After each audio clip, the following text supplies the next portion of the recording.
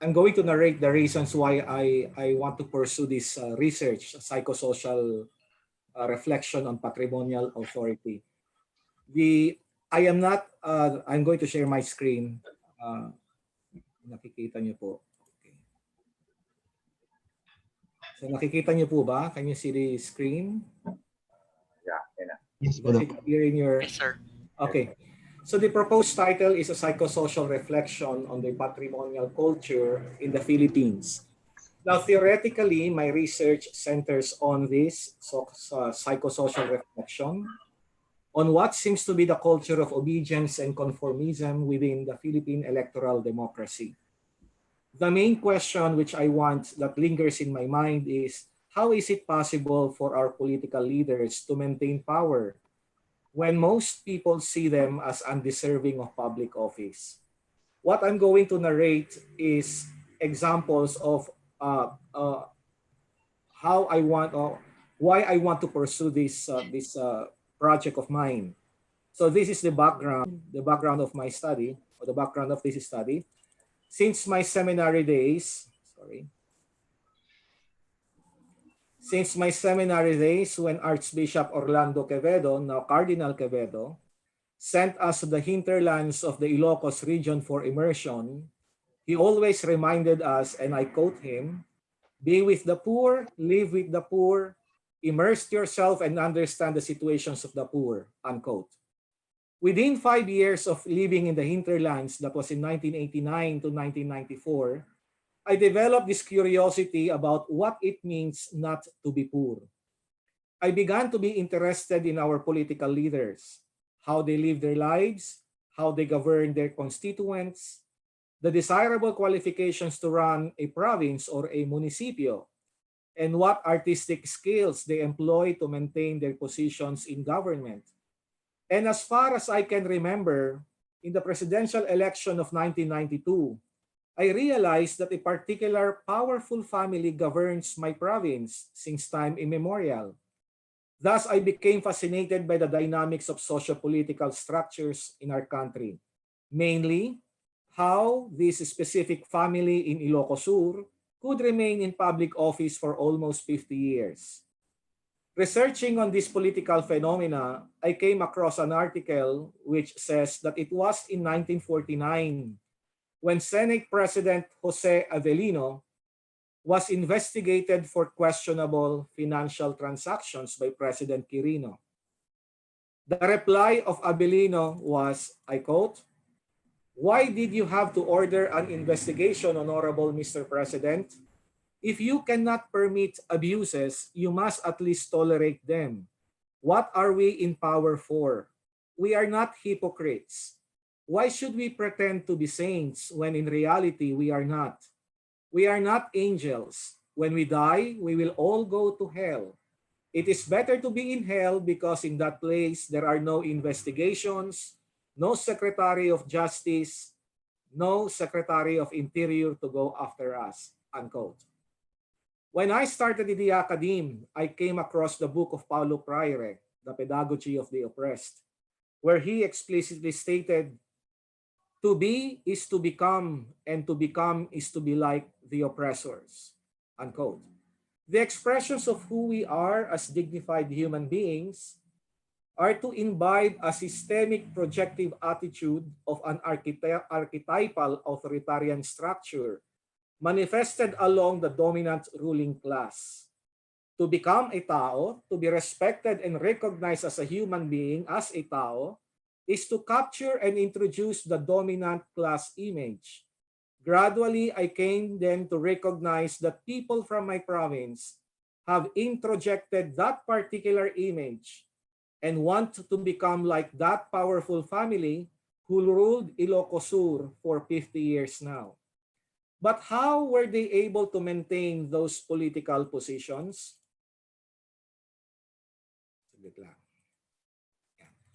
The dominant ruling class holds a certain kind of power that is an authoritative power that maintains monopolistic control over everything within their given territorial jurisdiction.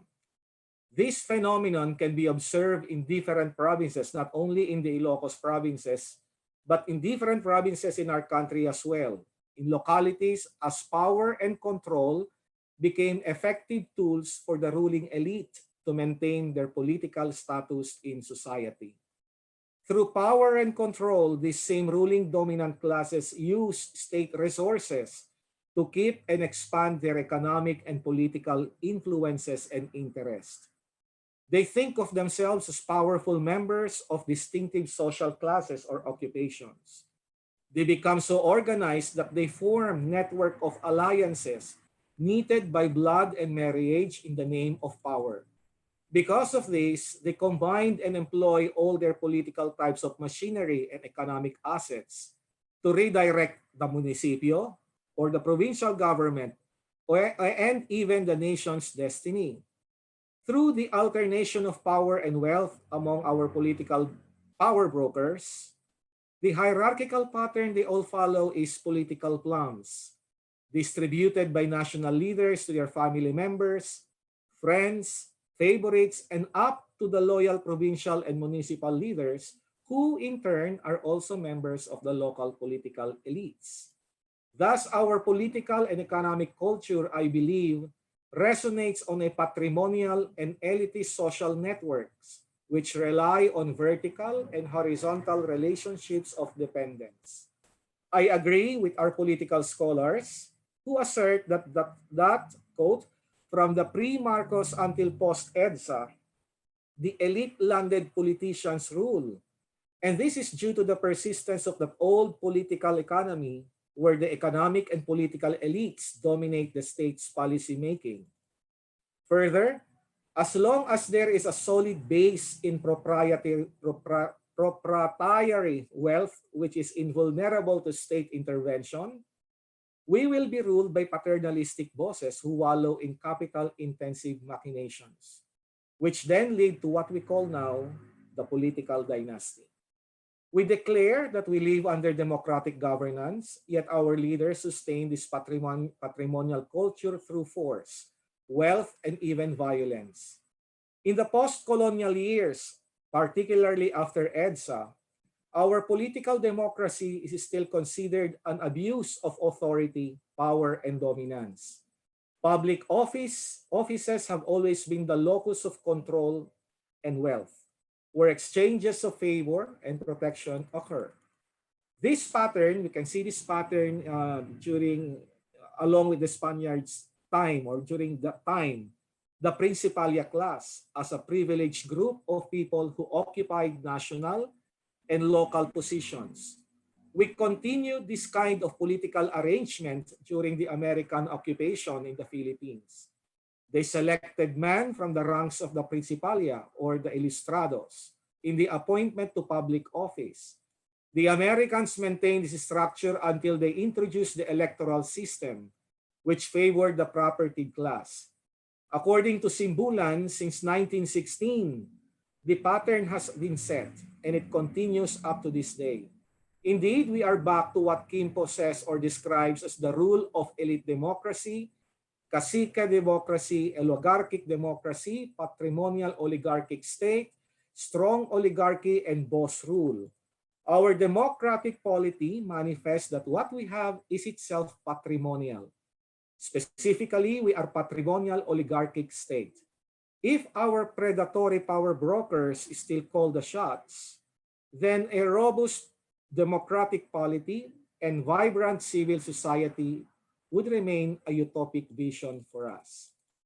The ideology of power and authority in our country continues to captivate me. And this is the reason for my title, Patrimonial Culture.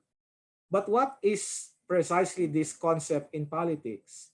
In 1922, Max Weber used this term to describe how a ruler exacts blind obedience from his followers. The ruler must exert authority and power, quote, based on kin ties, patron-client relations, personal allegiances, and combinations thereof, with few formal rules and regulations. Further, kin ties and patron-client relations are not without the use of force.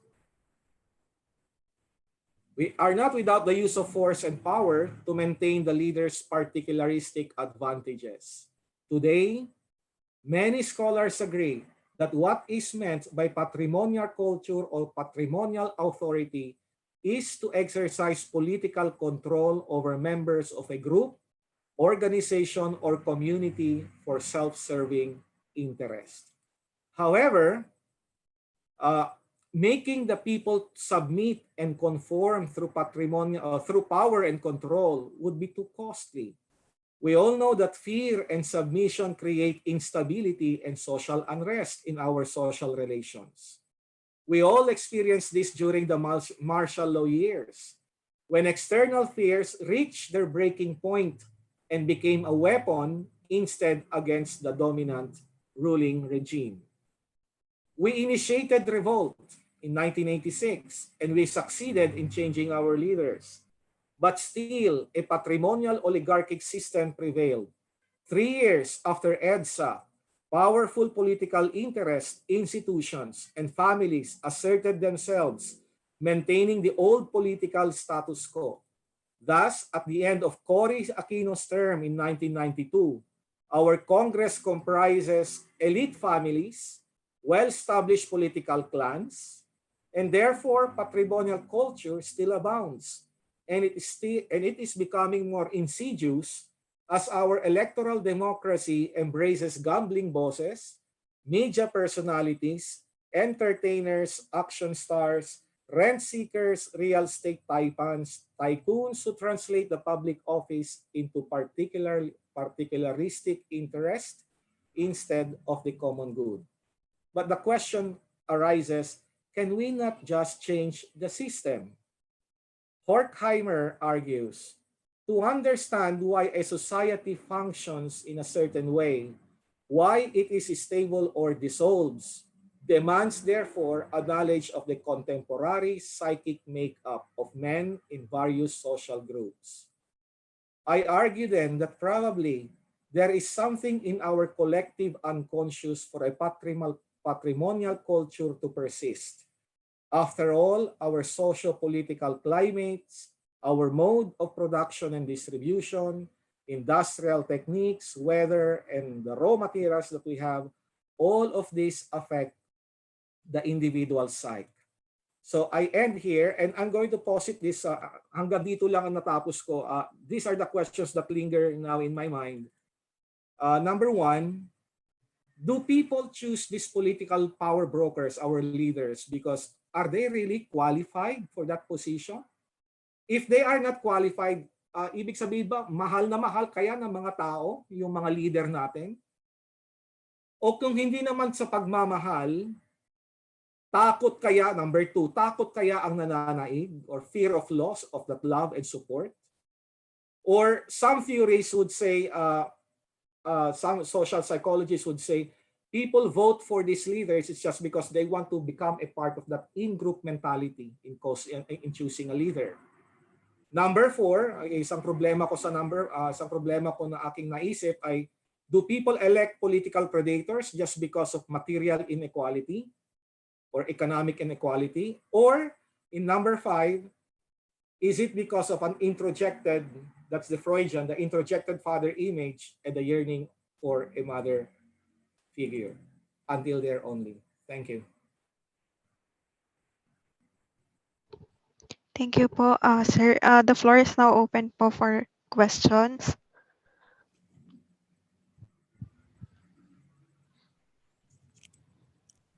May mga katanungan po ba?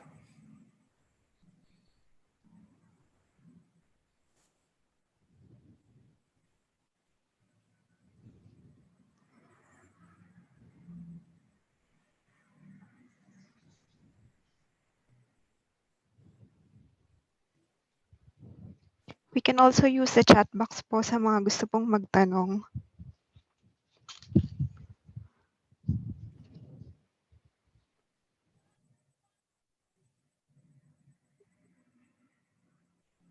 Questions po? Sir Ian? Yes po. Rochi Yes. po. Ano nga ulit yung mention, yung questions that you are toying in your mind yung questions mo nga ulit? Wait lang. This one? Ayan. Oo. People choose politica. Yan. Qualified ba talaga? Kaya nila, yung number one ko, do they really vote because these people, for example, Bong Revilla is really qualified? Or do Caviteños vote for Bong Revilla just because they really love Bong Revilla? Or is it because, number two, is it because out of fear? Takot ba ang mananaig? Ito yung mga reflections ko habang ginagawa ko tong article. Na takot nga ba o pagmamahal nga ba?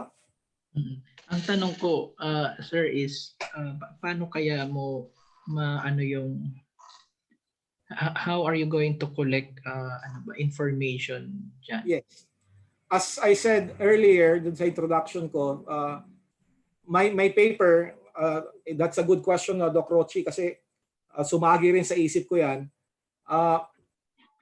Ano ba ito? Is it data gathering or experimental methods of social psychology and philosophy? No, this is a theoretical research muna. Actually, there are yung mga kaibigan natin sa social psychology group, sinasabi nila baka pwedeng i-test. The problem is malawakang research kasi pag tinest ito. So for the meantime this year probably it's a theoretical research muna. Speculative kumbaga. I am just depending on articles, journals, papers, books, etc. Salamat po. Any more questions po? Yes, sir. Emer, magandang gabi. Magandang gabi. Ang ibig mo bang sabihin doon sa in-group cause yung kakilala na yung kandidato, hindi sa outsider, yung tested? Yeah. Meron kasing nung 1956, there was a study in social psychology that bakit kaya yung mga grupo, for example, bakit kaya mga grupo hindi sila nakakapaghindi pagkasama nila yung grupo nila. They cannot say no to a particular group. Most especially if the group has malakas ang samahan nila.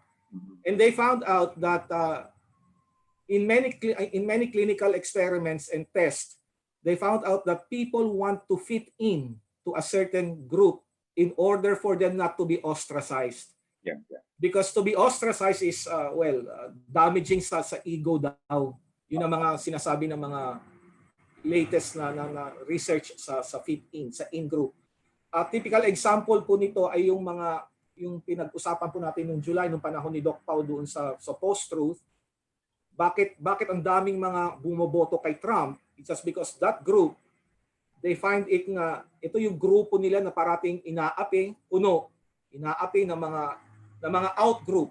So kinakailangan mag-center sila doon sa in group. So that's why yung pagboto hindi naman actually rational decision yun kung hindi nasama sila sa mga grupo kasi ayaw nga nilang ma-ostracize. Ayaw nilang ma-segregate. Thank you, Doc. Thank you din po. Sir Rian, ako may tanong din. Yes, sir. Yes, Doc Joby. Although sabi mo nga hindi pa kumpleto yung papel. Hindi pa po. Pero hindi ko alam kung fair yung tanong na ito. Interesado lang ako kung ano kaya yung pinoproblematize ng papel. Sinasabi ba nito na yung patriarchal politics na binabanggit mo sa simula, sinasabi ba nito na this is in fact an outcome of yung outcome ba to ng parang anti-political consciousness ng mga citizens katulad ng binanggit mo ron sa Cavite? O yung anti-political consciousness na yon ang resulta ng patriarchal politics. Maraming mga teorya, Doc Jovi, na nagsasabing actually yung kawalan ng political consciousness ng mga tao. The latest na article na nagsasabi nito is noong 2018.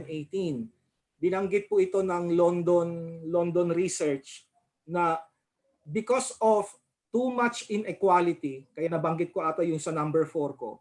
Because of too much inequality, the people are actually they want to think, they want to rationalize on socio-political aspects dito sa bansang ito. Kaso nga lang ang problema, because of too much inequality or material inequality, nawawala yung political consciousness na binabanggit mo. Kinakailangan makapag-tie up sila sa isang liderato na magbibigay sa kanila ng favors, most especially material favors for them to survive. Kaya ito ba ay outcome ng political political consciousness? Hindi, kasi hindi ba merong, at least based on what I gathered earlier, binanggit mo yung predominance ng patriarchal politics, di ba? Yes po. Oo. Tapos, and apparently, itong patriarchal politics na to contributes to further degradation of politics in general sa bansa. Okay po. Oo. Ang tanong ko,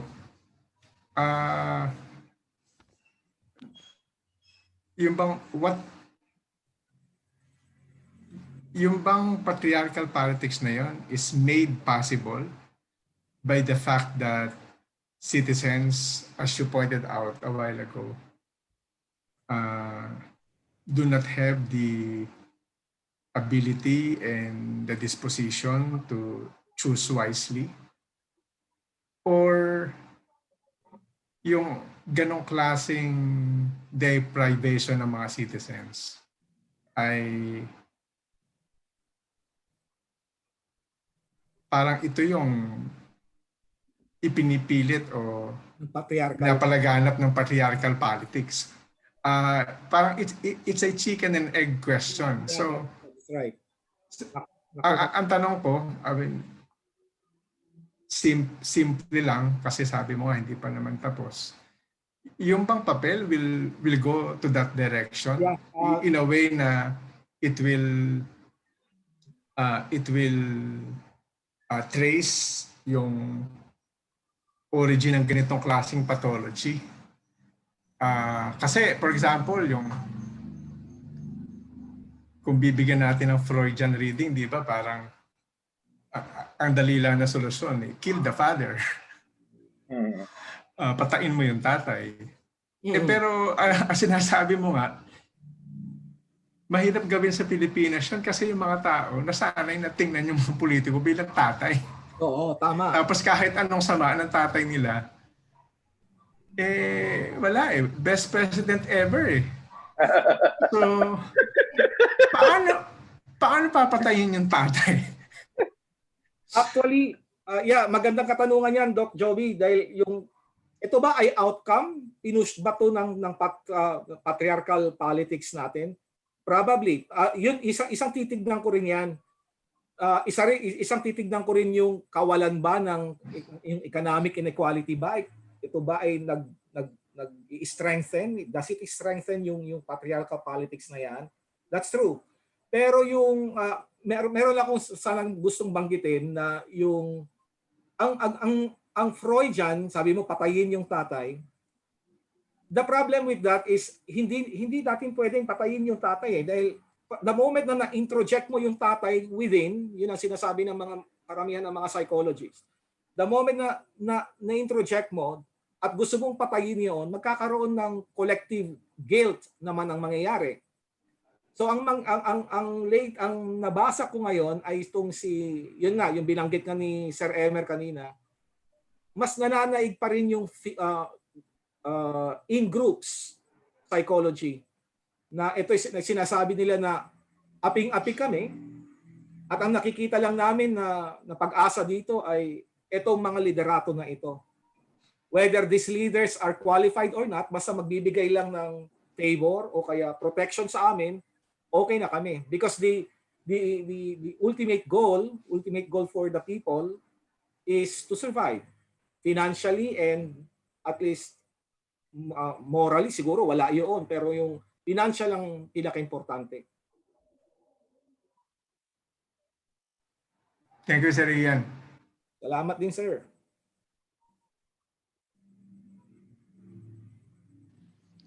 Any more questions po?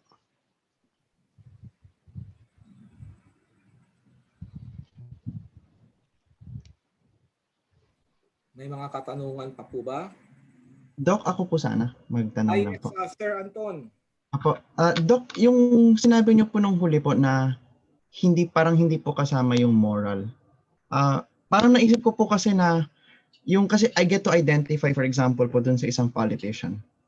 Medyo may moral imprint po yun kasi parang ako po, for example, ganun po ako. Tapos nakikita ko po yung sarili ko po sa kanya. Parang it's not simply about yung, kasi for example yung kay Trump po, hindi naman lahat ng parang mabababa ang social classes na nag-vote po sa kanya, or kahit sa atin po, yung hindi naman talaga masa lang ang bumoboto dun sa nanalo po nung huling election. Parang there's also that moral imprint. Hindi ko po alam kung, pero parang naisip ko po, it's a form of yung moral dimension na kung ganun pang pag-uugali niya, nakikita ko po yun sa sarili ko. So kahit ako po, wala po dun sa lower classes. I mean, siguro naman, we know a lot of people na ganun din po na bumoto po sa kanya. Pero, parang, bakit ka bumoto sa kanya? Hindi kasi parang it's also a form, I think, yung idea po ng economic struggle, it's parang not just the individual person. Kasi, for example tayo, because of a lower economic advantage, unlike other countries, parang it's an idea of hopelessness in that context. Kaya parang kunwari, yung sa example niyo po kanina, bakit binoboto pa rin siya kahit sandamakmak na kaso na? Yung idea pa rin ng hope siguro na nakaakibat. Nabanggit niyo nga po, I appreciated that na siguro kasi nasanay na sila na siya yung kandidato, siya na lang lagi tumatakbo. Kasi no other person can provide a better alternative than him or her. So parang hindi lang po siya necessarily, I think lang sa akin po, napaisip ako, na ako yung mahirap. Pero kasi we are all in a dire situation, lahat tayo nasa mahirap na sitwasyon. Kahit hindi ako mahirap financially, I might still vote for that person kasi walang alternative, or he or she's my embodiment of hope or hopeless in that situation. Correct. Parang ganun, may moral point po, Doc. Yeah, I agree with your observation. Kasi yun din yung sinasabi ng mga ibang psychologists, na social psychologists, if they are going to use yung binanggit ko nga kanina, yung Freudian. Kasi yung ang masaklap doon sa Freudian is the moment na na-introject mo nga yung idea, lahat tayo ay nangangailangan daw, according to that theory, lahat tayo ay nangangailangan ng idolo. Lahat tayo nangangailangan ng modelo para at least umangat ang buhay natin. At the moment na yung modelo mong yun ay na-introject inside, yung sa psychic aspect mo, yun ang magiging projection mo sa buhay. Kaya kung pre-project mo ito, marireverse po yun. So yung in-introject mo yung idol mo na yun, at kung sa susunod na mga eleksyon ay mamimili ka, yun na yung parang blueprint mo. So introjected superego ang tawag nila, na ito ba ay totoo? Well, maraming sinabi mo nga, it's a sense of hope na nagbibigay ng pag-asa na ikaw lang talaga. Pero mas maraming mga theory ang supporting the Albert Bandura's social psychology. Ang sinasabi naman dito ni Albert Bandura is itong binabanggit natin mga masa, matagal na naghirap na yan. Matagal na nag-aantay, binanggit mo Anton, na nag-aantay sila ng pag-asa para sila naman ay mabuksan ang kanilang, yung narrative nila, yung kwentong masa, nakita nila sa presidenteng ito. Kaya kaya mataas yung rating pa rin niya. Kaya no matter na sinasabi nilang, sinasabi ng mga opposition na ang dami na niya pinapatay, taas pa rin ng rating. Bakit ganun? Yun, pupunta tayo kay Bandura na ito nga, nakikita nila na nag-fit in yung mentality ng masa at saka yung lideratong ito. Dok, at saka po parang on one point, naisip ko din parang it's a bit historical din po. Kasi for example, yung sa Malolos Congress din, yung after lumaban po din, parang ano yung tawag po din, yung betrayal of the elite, di ba po yung sa Malolos Congress na yung idea na yung lumaban yung masa pero eventually ang nag-decide nung paano magiging Congress and yung government eventually, yung mga tao na hindi talaga lumaban. Yung it's parang besides po yung parang psychosocial dimension, it's something ingrained talaga I think also na ever since naman. Bakit parati na lang ganito? Yung article ni Joel Rocamora noong 1991, maraming naniwala kay Cory Aquino na si Cory na sana yung pag-asang mawala yung patrimonial culture na yan.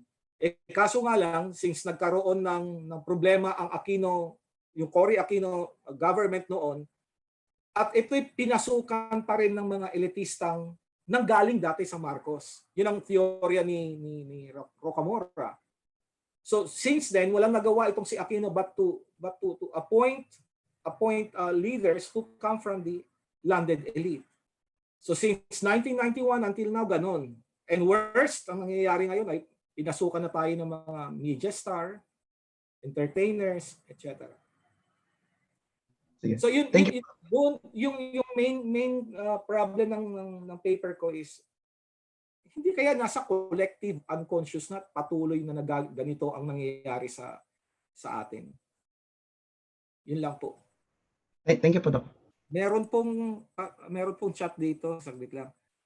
From China, hindi ko po nasimulan yung talk niyo pero I have a question. Sinabi po kasi, di ba, na tayong blueprint sa susunod nating iboboto sa election. May possibility po kaya na ma-develop ang consciousness na ito? Yeah. Kung yun ay naging blueprint, yun ang unconscious na. Unconscious ka na ganito pala yung gusto mo. Until, mabubuwag, sabi sa mga teorya, mabubuwag ang isang liderato lamang kung yung leader na yun ay hindi na niya kayang ibigay ang mga needs ng mga tao. So magkakaroon ulit ng palitan ng system. Kaya nga itong hinahangad natin, maraming mga nagsasabi na Robredo would be the best, is the most qualified to run for presidential election against Duterte this coming 2022. Hindi natin masasabi pa yan kung si Robredo nga talaga ay talagang talagang makatao o talaga ang puso niya ay para sa common good.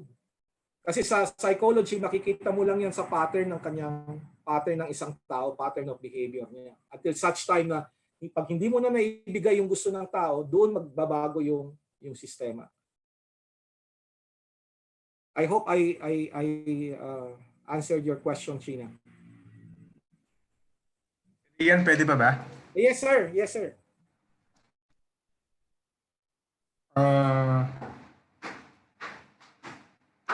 Mag-aano lang ako, mag-devil's advocate. Yes po. Hindi kaya, kasi I can almost foresee na mas magiging mahaba yung papel eh. Mm-hmm. Maliban sa talagang mahaba kang magsulat, malawak talaga yung sakop ng tema. No? Pero at the back of my mind, iniisip ko rin, hindi kaya, posible kaya na hindi masesettle yung problema na yon, not just in your paper, but also in our actual political situations. Precisely because we are asking the wrong question. Kasi sa tingin ko lang, as long as we think of political problems like this as para bang as pathologies of consciousness at hahanapin natin ng lunas yung consciousness na yon, parang we will always find ourselves frustrated kasi marami rin naman nagsasabi ng political theorist na gumagalaw yung politika hindi lamang dahil sa consciousness. Natatandaan mo yung ating paboritong binabasa noon, si Gilles Deleuze.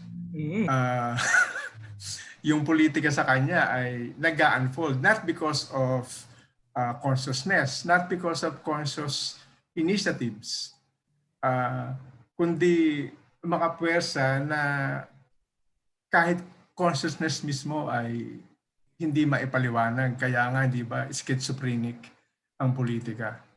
So, kung hahanapan natin ng lunas sa pamamagitan ng consciousness, yung problemang mas malawak kesa sa problema ng consciousness, yun yung sinasabi ko. Are we not asking the wrong question? Sasagutin ko yan sa merong isang libro. I forgot the title of the book. It's the author is a Korean historian. Kinompare niya ang Pilipinas, South Korea at saka Taiwan. Yung years, it started in 1955, I think, 1955 until 2015. Ang conclusion niya ay bakit kaya noong 1955 ang Pilipinas ay ahead sa Taiwan at saka sa South Korea. Whereas ngayon, ahead na yung Taiwan at saka South Korea. Ano ang meron sa consciousness ng mga tao? Bakit they are now choosing the correct leaders? Ang bottom line doon sa kanilang study, ang bottom line ay because of material equality. So the more ang teorya nila ay the more na umaangat yung how do you call that yung term na yon, the more na umaangat yung material life mo, yung economic status mo, the more na nagiging rational ka. Yun ang teorya ng author na ito. GDP? Oh, the GDP per capita. Yeah. Kaya nung nakita niya itong lately from 2000 to 2015, ang Korea ay may stable na electoral politics compared sa Pilipinas. So ang bottom line, sinasabi niya na equality talaga. Even McCoy, ang sinasabi nila ay material equality nga ang kailangan para at least yung conscious na sinasabi ni Doc Jovi kanina ay talagang mamulat ang mga tao. Pero kung malaki pa rin yung disparity ng wealth o kaya GDP natin at yung mayaman ay yung mga leaders natin ay parating rent seekers pa rin. Meaning pinapaikot pa rin nila ang kanilang business sa magitan ng politika. O naman kaya pera pa rin ang nananaig sa ating mga leaders whereas the people are suffering from poverty. Hindi talaga magkakaroon ng sinasabi ni Doc Joby na yung consciousness na talagang malaman mo o kaya makita natin na ito pala yung kanais-nais natin leader sa bansang ito.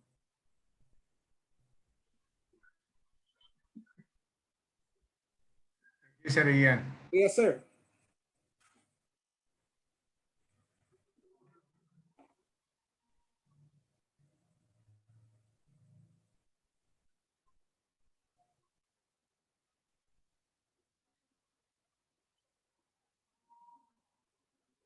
Questions pa po?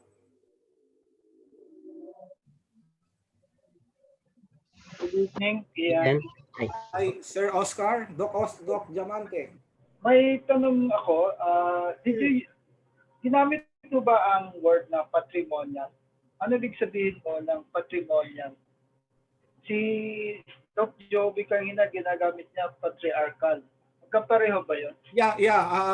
Meron po kasing kwan yan eh. Kung mababasa po natin, ako hindi ko na pinapatuloy yun, napakahaba.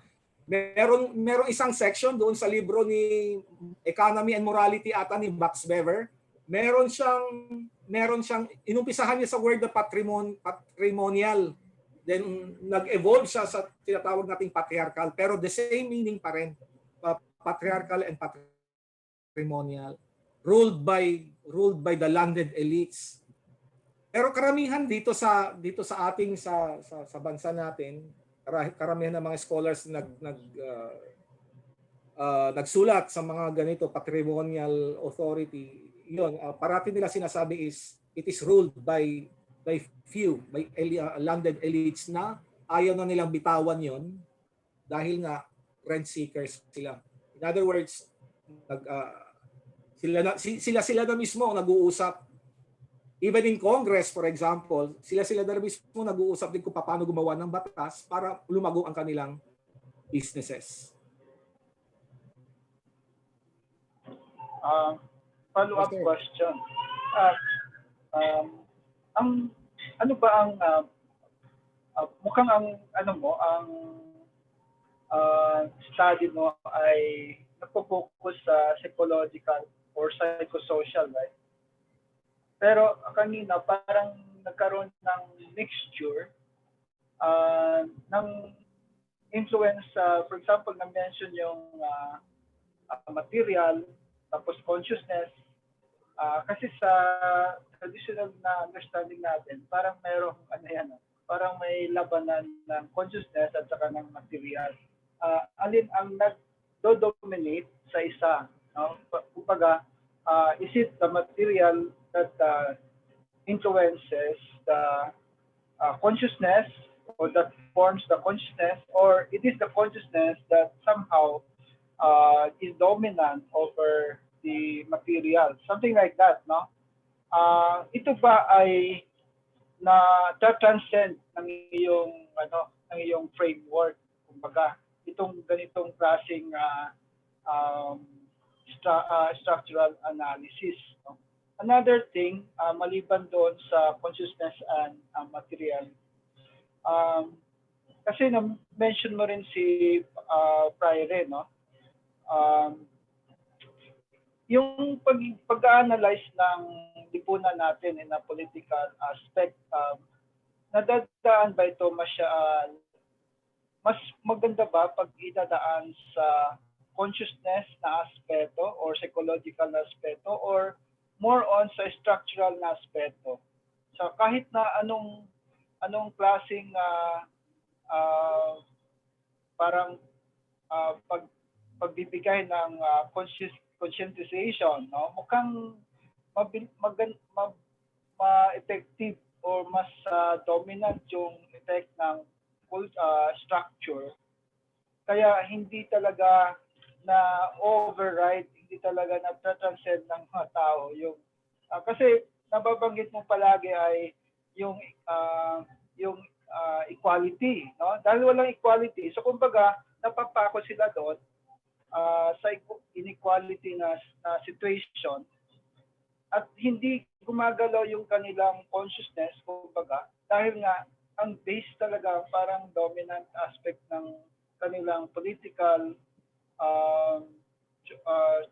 choice or decisions ay nasa equality, which is, I think, aspeto ng structural.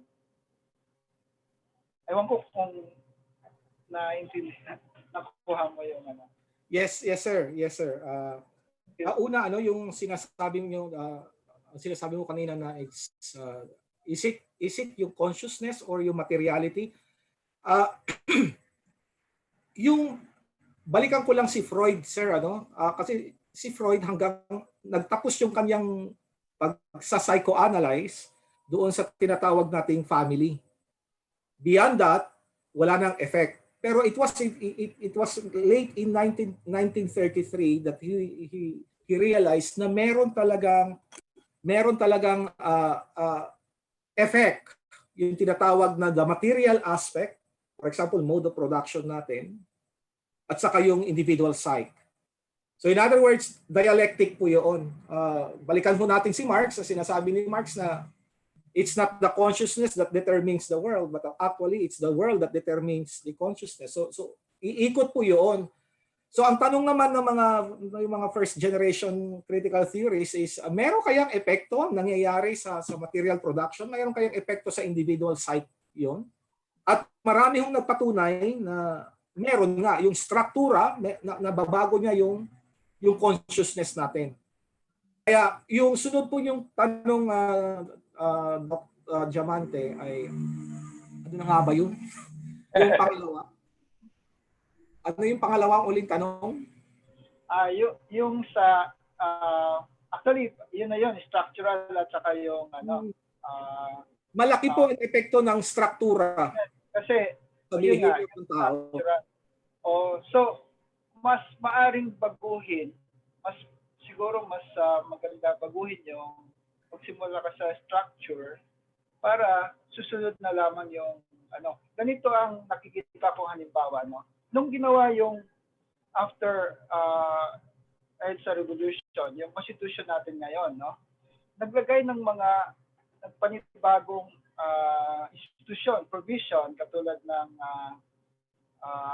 yung party list, ganun, para mas manggagaling pa sa mga tao yung mga ganong mekanismo ang partisipasyon. Na kahit na maging dominant yung traditional na politics, ay papasok pa rin yung yun ang sinasabi ko. Pero well, ngayon history titingnan natin, mukhang hindi naging effective yon. Pero ang intention ay talagang ang focus nila doon, i-establish mo yung institutional, structural mechanisms para maiwasan yung pagtuloy pa rin ng traditional na patriarchal na klase ng politics. So yung sinasabi niyo po, sir, ay ang naintindihan ko po ay baguhin yung struktura. Yun yung point niyo. Ang nagiging problem dito ay merong mga scholars natin dito sa Pilipinas at sa ibang bansa na nagsasabi kung ang isang bansa ay ang namumuno ay ang patriarchal nga, let's call it patriarchal or patrimonial, or ito predatory, sabihin natin predatory leaders natin, kung namumuno, hawak-hawak po nila yung struktura eh. Gusto man nating baguhin yon sa pamamagitan ng eleksyon, ang problema nga, yung hidwaan, yung malaking economic gap between the rich and the poor, or between the leaders and the followers. Kasi ang nakikita ko, sa tingin ko, yung hidwaan na yon, yung malaking gap na yan, ito yung sabi nga ni Doc Joby kanina, ito yung alam nilang mali. Alam naman ng mga tao mali. May mali talaga sa sistema. Gusto nating baguhin yung sistema, pero itong mga nasa baba, nasa laylayan, they are really after survival. There is no option for them but to vote for these people because ito yung nagbibigay ng kanilang sustento sa buhay, nagbibigay ng pabor sa kanila. Kaya kailan kaya mababago yung consciousness na yon?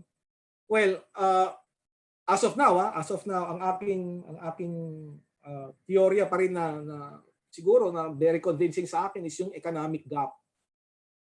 Na sana may angat yon yung nasa laylayan para sila ay makapag-isip.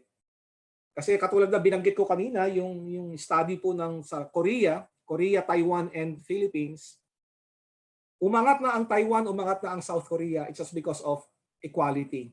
At namulat ang mga Koreano at saka mga taga-Taiwan na ito yung mga leader nila na kanilang iboboto dahil umangat nga yung buhay nila. Pero dito sa atin, since 1955 or since 1949 during Avellino's time until now, ganun ang sistema natin paulit-ulit. Kaya nagtataka lang ako, hindi kaya nasa unconscious na natin, o collective unconscious na tayo ganito na parati, paikot-ikot na lang. Kasi darating na naman ang 2022, 2 years from now.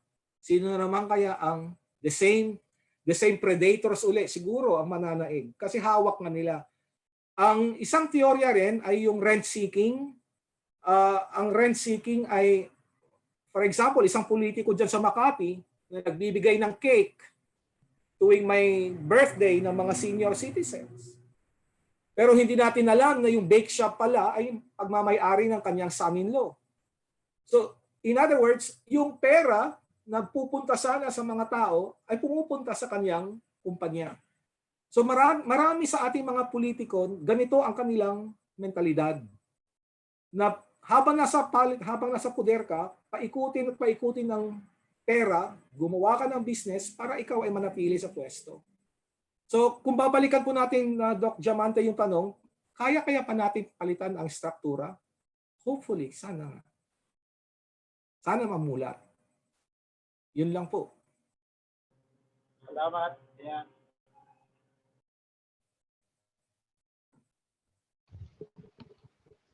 Thank you po. We have another question po sa chat, but I think kung hindi na po kaya ng time, baka sa chat na lang din po natin pwedeng sagutin. Hear from you a long time. Gusto ko sanang ibahagi ang aking obserbasyon. Nakapaloob po rin po ba sa inyong ang pagsasaliksik, ang pagnilay-nilay ang konsepto ng class consciousness? Ang aking napansin ay pagkakaiba rin ng imaheng nabuo sa kasalukuyan na rehimen ni Duterte sa mga nakaraan na imaheng nabuo sa kamalayan ng mga butante tulad ni Era. Salamat po. Yun nga po, thank you, Philip. Yun nga po yung tinatawag po nating conscious, as long as na merong mga pabor na naggagaling sa taas. For example, bakit kaya yung aking politiko doon sa Ilocos Sur? 50 years na ngayon. Pagpunta mo naman sa boundary ng Ilocos at sa La Union, nakalagay doon, the Ortega clan loves you for 90 years. 90 years na sila naninilbihan. Bakit kaya ganon? Kasi they try, these people try to change the consciousness by means of political plums, ang tawag ng iba. Favors, protections, support, o kaya maging ninong at ninang mo sila sa kasal, it boosts the ego eh. Kaya kung mawawala, kung makikita lang ng mga tao na ito ay pinagloloko tayo, siguro mas mabuti. Mapapalitan siguro sa tingin ko, mapapalitan siguro yung consciousness ng madla or masang Pilipino. Hanggang doon lang po. Meron pa po ba?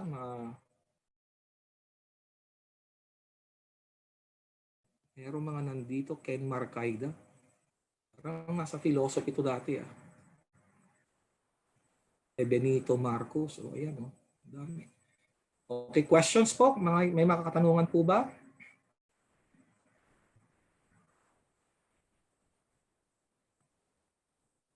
Wala na ata. Sino na ba yung MC kanina? Si Miss Castillo ba ang MC? Moderator? Yes po.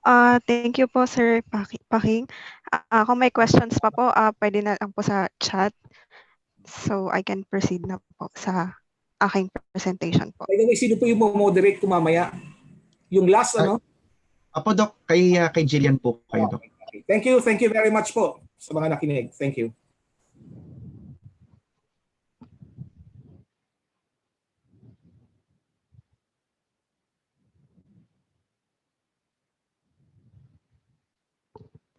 Good evening po.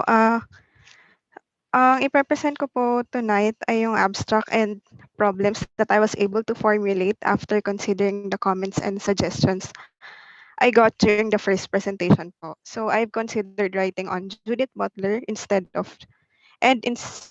demoted the discussion on war on drugs po from one of the main topics to just an example. So I'm going to share my screen lang po and read my abstract.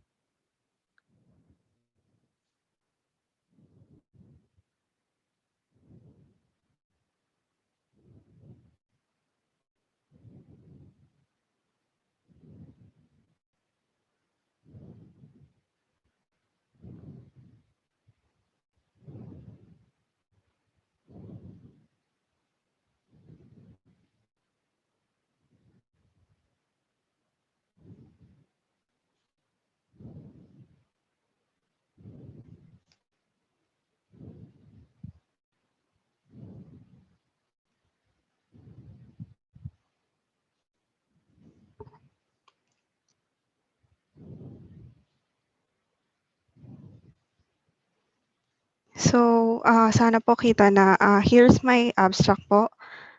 The title of my new topic po is The Seat of Violence in Judith Butler's Livable Society. So there is within a society a violence that could not entirely be eliminated. American philosopher Judith Butler introduced an aggressive character of nonviolence in opposition to the inevitable violence in the world. In this inevitability, there's a vulnerability and inequality and grievability that leave unprivileged people marginalized. Various studies have analyzed vulnerability and grievability in racial and gender-based situations, and this research would use the death of innocent children as an example. This research aims to unravel the strategy on putting an end to the expansion of more violence, to emphasize the significance of laws, to disprove the acceptability of certain deaths through Butler's notion of vulnerability, and to determine whether vulnerability in Butler's philosophy would stand by or against death of innocent children. So my problems are the following. Where is the seat of violence in Judith Butler's livable society? How can the contribution of any more violence to the world be terminated? How can a loss be elevated in order to emphasize its significance? And does vulnerability account for the deaths of innocent children? So, since I'm starting to read Judith Butler pa lang po, ito pa lang po yung na-formulate ko for now.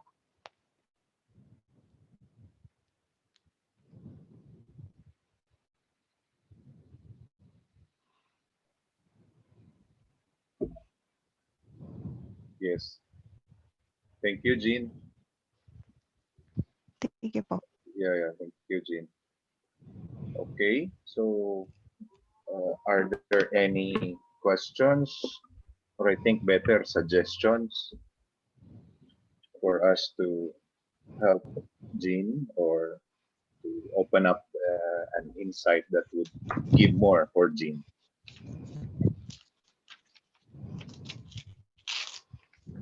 Wala yata si Doc Pao eh.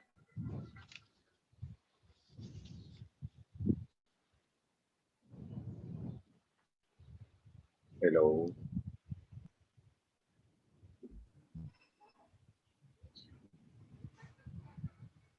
Hi. You know,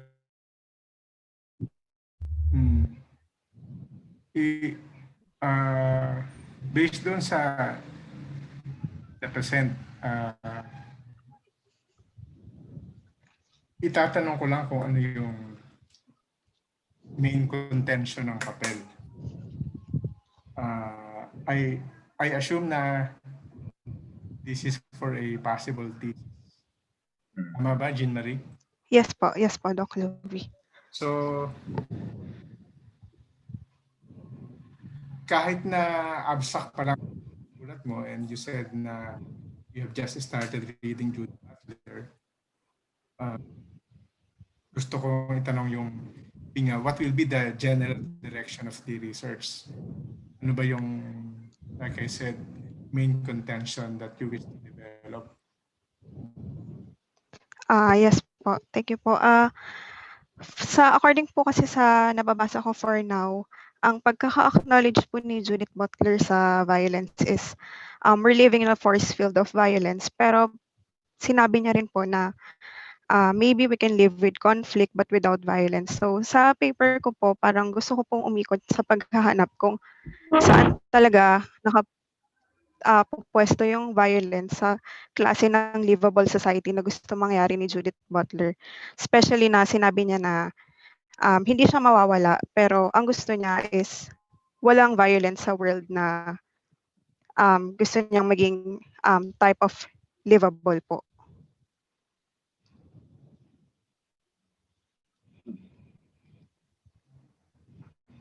Yes, I get it. Pero the way I understand it, yung binanggit mo ngayon, that is due to the point, di ba? Yeah. Opo. Saan ka pumapasok doon? Kasi if that is the same claim that you will develop in your thesis, parang mangyayari, you will just rehearse yung main point ni Judith Butler. Have you asked yourself that question?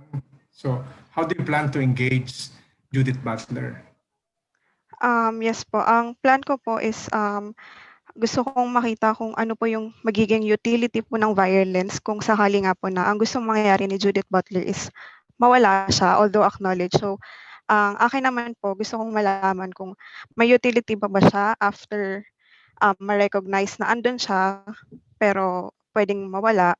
So, kung sakaling ang wala na siya, paano siya i-utilize since inevitable nga po siya.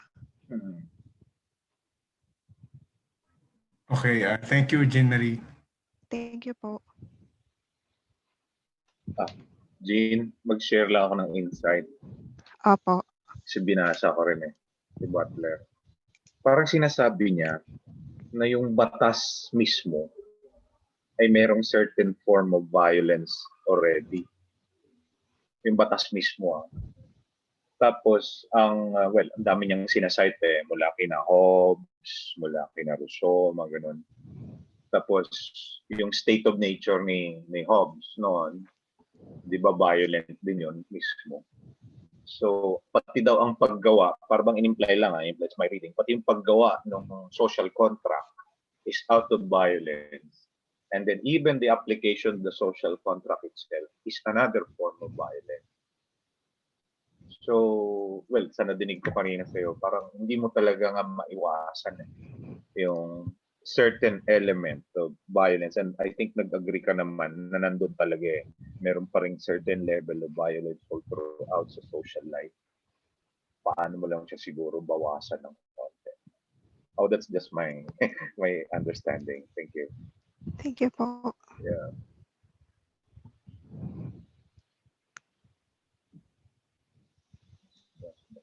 Anything more, please?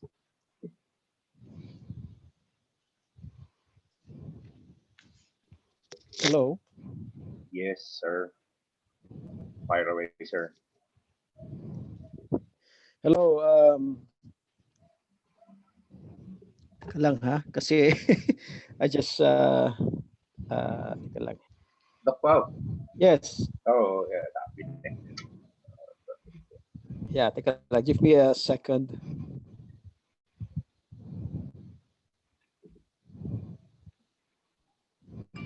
All right. Hello, Jean. I actually have to apologize because I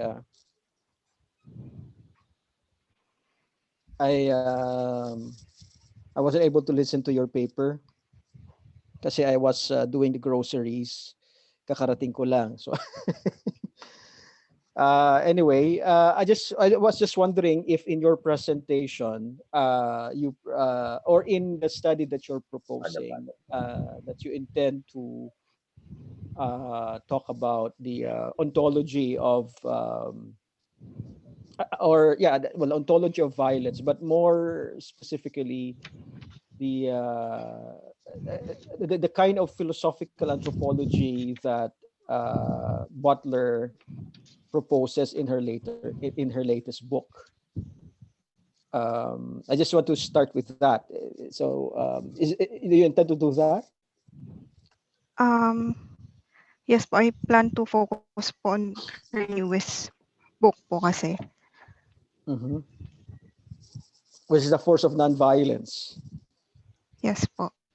And then, ano mo lang ako, because I just wanted to see kung ano yung trajectory ng study mo. I was reading your statement of the problem and the specific questions that you laid out in your statement of the problem. The first one, how can the contribution of any more violence to the world be terminated? And how can a loss be elevated in order to emphasize the significance, the vulnerability, account for the deaths of innocent children? These are it appears to me, I don't know if anyone already commented on this, but it appears to me that these are rather too specific uh, questions that you want to ask. I wonder if kasi there's if you read I don't know if you've read the Force of Nonviolence in full, but when you read it, um, Butler doesn't seem to present any definitive solution to the problem of violence. What she offers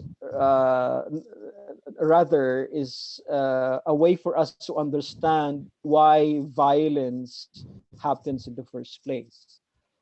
And so what she presents is a kind of ontology of nonviolence, or rather, an ontology of violence.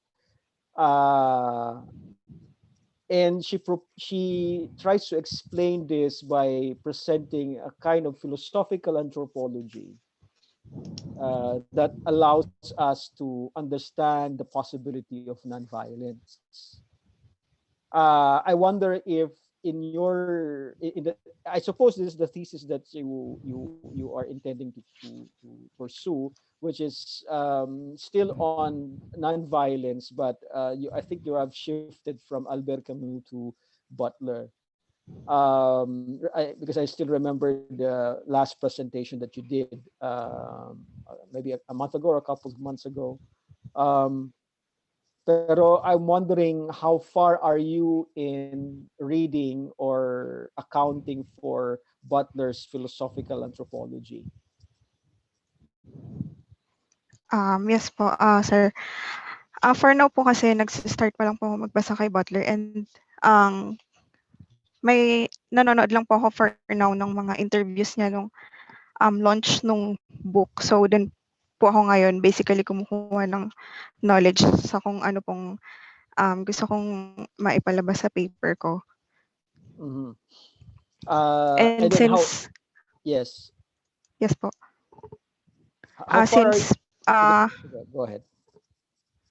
Since po ang nakikita ko po ngayon is puro gender-based and racial violence yung focus ng mga studies sa kanya, I want to focus po on the death of the children, since sila yung klase ng grupo na hindi pa ganun ka-acknowledge pero affected sila ng violence ngayon. Mm-hmm.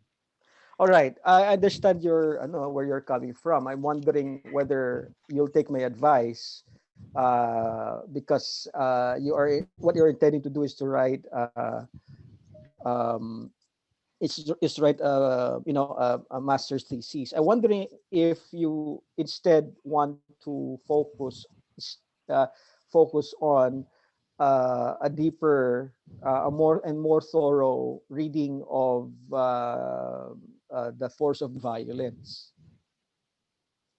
Yes po. And then later on, kasi pagka naging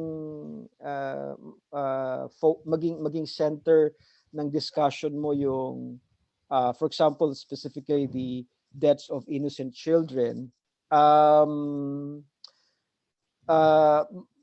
problem with that is baka kasi you would end up interpreting Butler as if she is offering a kind of practical philosophy, or even a methodology of nonviolence, which I think she does not.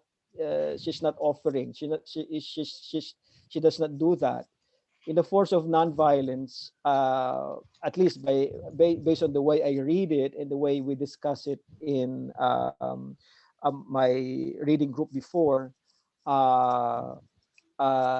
what she offers instead is, like I said, it's more of an ontology of violence and a philosophical anthropology that explains how human relations or the lack of it, more specifically, the lack of human relations end up in violence. And eh, uh, and this this anthropology, philosophical anthropology of vulnerability, right? because that's the word that she uses, um, uh, accounts for the possibility of a kind of nonviolence that is not passive. It is not passive in the sense that it is based on um, a kind of it's based on an account of human intersubjectivity even. Um, uh, uh, that in other words, what she offers is a philosophical anthropology uh, understood as a kind of intersubjectivity. And pero ano mas malalim yung discussion niya. Of course, we don't have time to discuss it here. Pero sa tingin ko, mas para sa akin, mas magiging robust yung thesis mo if you focus on a thorough reading of the text of specifically the force of nonviolence, as opposed to and problematizing it. As a matter of fact, that's what I'm trying to suggest, problematizing the text as opposed to considering it already as a definitive as a definitive method that you can apply to get rid of nonviolence. Because what she offers in the force of nonviolence is a possibility of understanding why violence occurs in the first place. It doesn't mean that she doesn't want. It doesn't. I don't think that. It doesn't mean rather that Butler doesn't want a solution to violence. It's just that sa tingin ko philosophically and because you are writing a master's thesis in philosophy, baka mas magandang you focus on a deeper understanding of the text, no? And then later on, if you can determine whether Butler indeed offers us a practicable way of getting rid of non-violence, of violence, then it's a project that you could pursue in the future, or you could even write a separate paper on it. Baka lang kasi baka hindi mo mahanap yung sagot na hinahanap mo kay Butler. But that's just my 2 cents. Thank you po, Doc Pao. I'm highly considering that po. Thank you po. Okay, thank you. But you can, you can comment more if you want. You can, or even ask questions if you want. Thank you, Okay Sister po. Emmer ba? Sister Emmer ang Yes. moderate. Doc Pao. Thank you, Sir Emmer. Yeah. Yes. Right. Puro prior pa to kay yung mga questions. Yeah, pero tapos na ba Yes. tapos na ba yung ano? Oo, tapos na. Oo. Si Patrick yata may tanong. Magre-react daw siya. Patrick, Andre, go ahead. Hi, Doc. Hi, Ma'am Jean. Sorry po kung ano. I've been asking po actually kung kakatapos lang po ng talk po. Kakapasok ko lang din po. I'm actually interested din on talking about Butler on this one, on her account of nonviolence, because I'm also reading Butler in vis-a-vis with Levinas, because I'm studying Levinas on nonviolence as well, and that will be my projected thesis in the future. I would like to ask actually if have you tried reading Precarious Life and her book on Precarious Life? I'm just starting to read pa lang po. Okay. In that, I think I would perhaps suggest trying to read on Precarious Life as well, and on her other books, because how can the loss be evaluated in order to emphasize its significance? yung nga po, parang I have to agree with Doc Pao as well. Butler is not also trying to give a practical or a methodology on how to react towards violence, but rather, if you have read Precarious Life, Butler would actually give an account on how we will be able to to counter, or not necessarily counter, but to navigate through these tendencies of of violence. Kasi manggagaling siya on the idea of the faith ni Emmanuel Levinas, na yung sa ethical resistance niya. Kasi when we talk about the ethical resistance in the face of Levinas, Levinas would talk about it as of course, a resistance against murder and non-murder.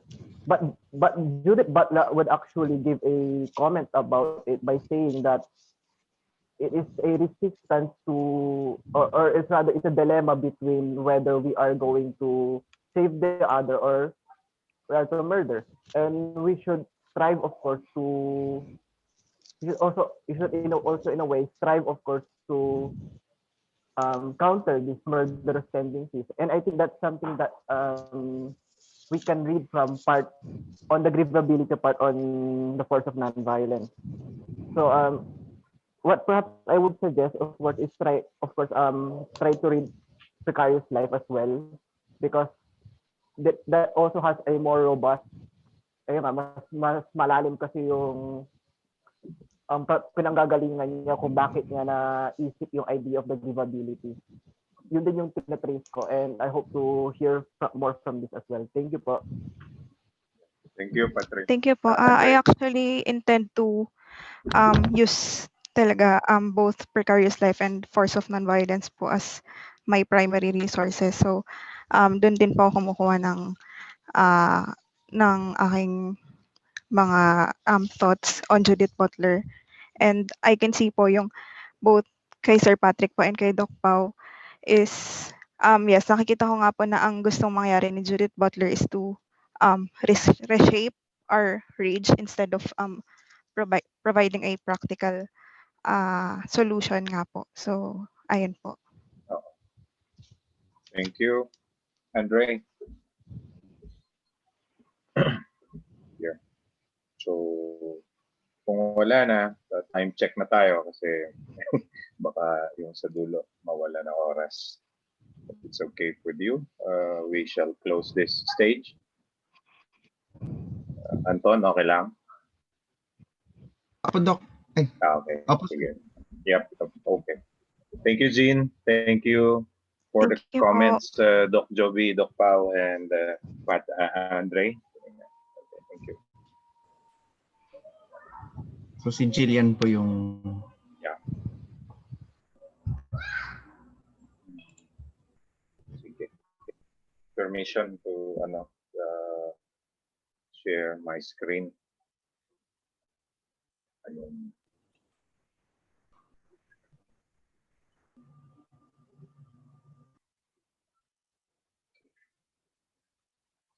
Alright, take my screen now.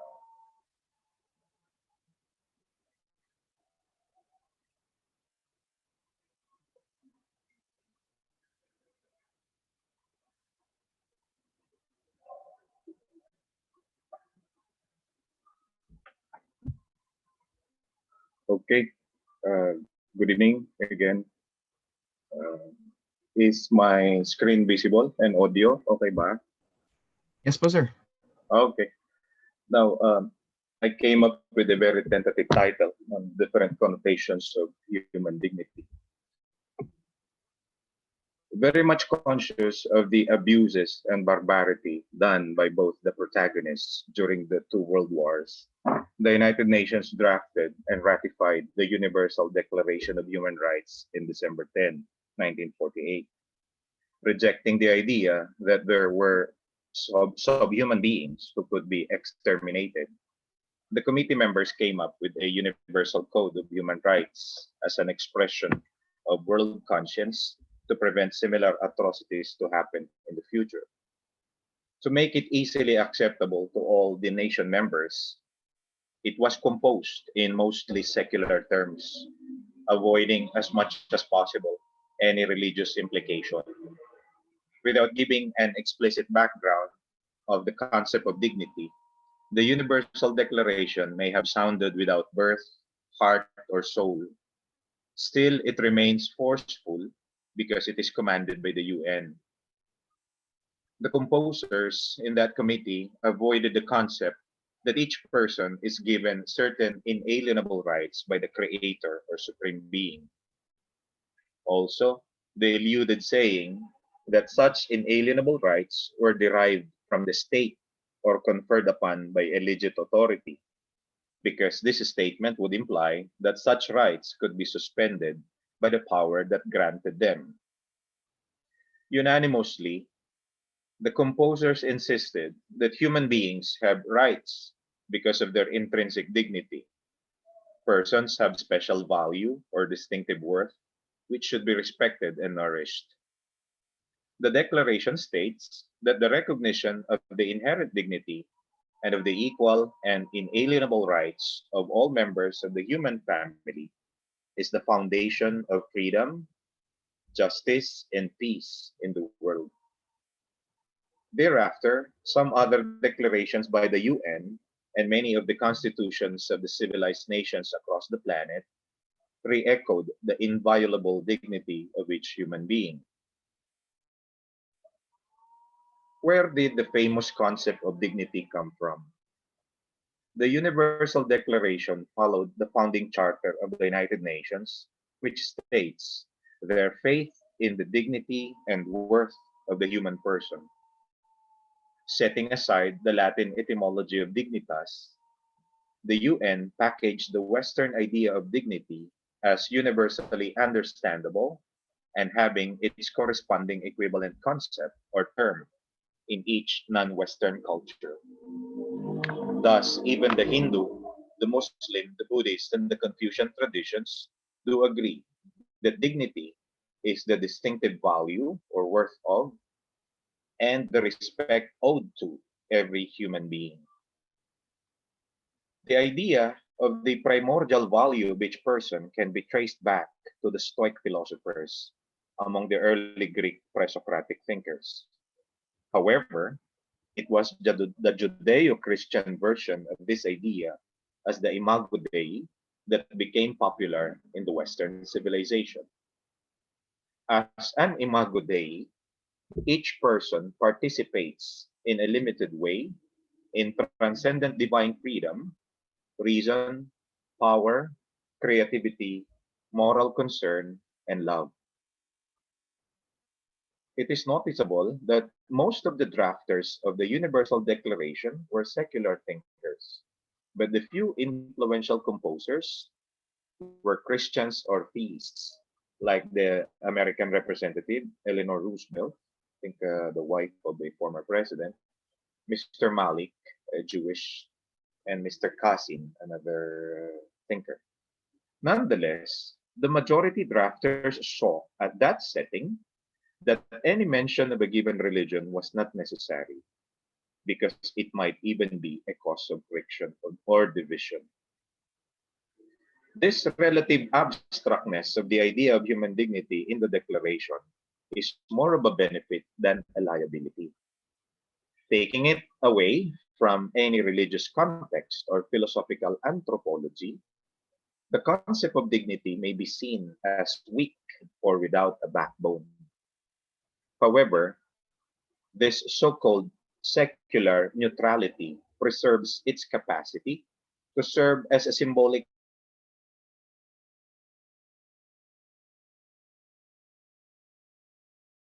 and open-ended approach. The idea of human dignity may be regarded as a heuristic, like a default way of thinking about man as automatically having a built-in value of worthy of respect and preservation. As a heuristic, the idea of dignity gains more meaningful content by its constant reference or repetitive use, and more insights related to it may be discovered because its meaning cannot be fully understood all at once. The idea of human dignity is like the ideas of world peace and common good, which are knowable realities that we do have some partial knowledge of, but we cannot fully explain or attain yet. Human dignity refers to the value of being a person. What then is a person? A person is a sentient being who has the capacities or the potential to develop the capacities to consciously inquire, imagine, feel, understand, know, decide, and act. All these capacities are exercised within the freedom to choose and decide towards self determination or self realization. A person admits that this freedom is necessarily attached to a sense of responsibility. Likewise, a person is aware that he is unique and irreplaceable, and that he can suffer and be vulnerable due to the wrong choices made by others or even by himself. Thus, there are four connotations closely related to human dignity. These are freedom, responsibility, irreplaceability, and vulnerability. Because they are responsibly self determining, unique, and vulnerable, human beings have non deniable right to the conditions and opportunities that allow them to willingly and fully develop as persons. Thus, some human rights are the chances to be educated, have a family, speak freely, practice one's religious beliefs, and belong to an organization. Even when a person is poor, sick, disabled, illiterate, or mentally challenged, he or she is still with dignity and basic rights. Moving further, there is a fine yet crucial distinction between inherent human dignity and achieved human dignity. Inherent dignity is innate in a person since birth. It is not something to be gained or to work for. Meanwhile, achieved dignity refers to those conditions or opportunities which need to be maintained to allow the realization of a humane existence. Thus, the newborn baby projects only an inherent human dignity, while his working single parent mother projects an achieved human dignity on top of an inherent human dignity.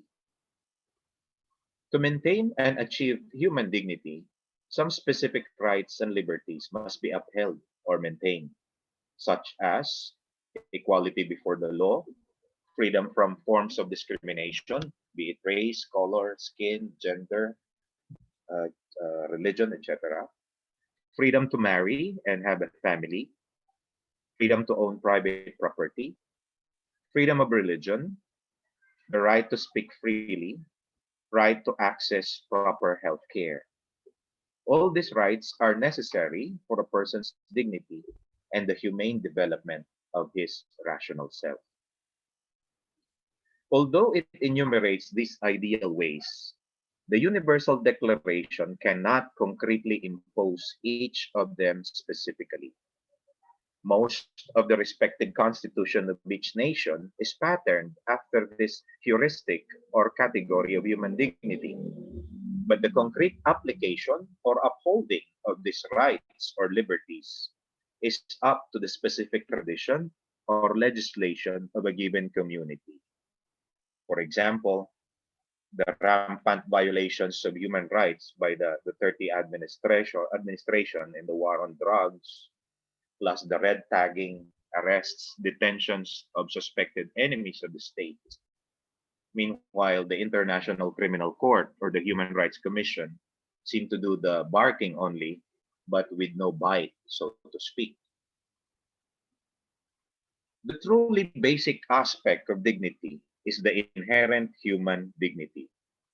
This is the metaphysical foundation of the affirmation of human rights as guaranteed by the Universal Declaration. The so-called rights are the link between inherent human dignity and achieved human dignity. Since a person ontologically possesses inherent dignity, then he is politically entitled to those freedoms and protections that would allow him to attain a dignified living in his given specific abode.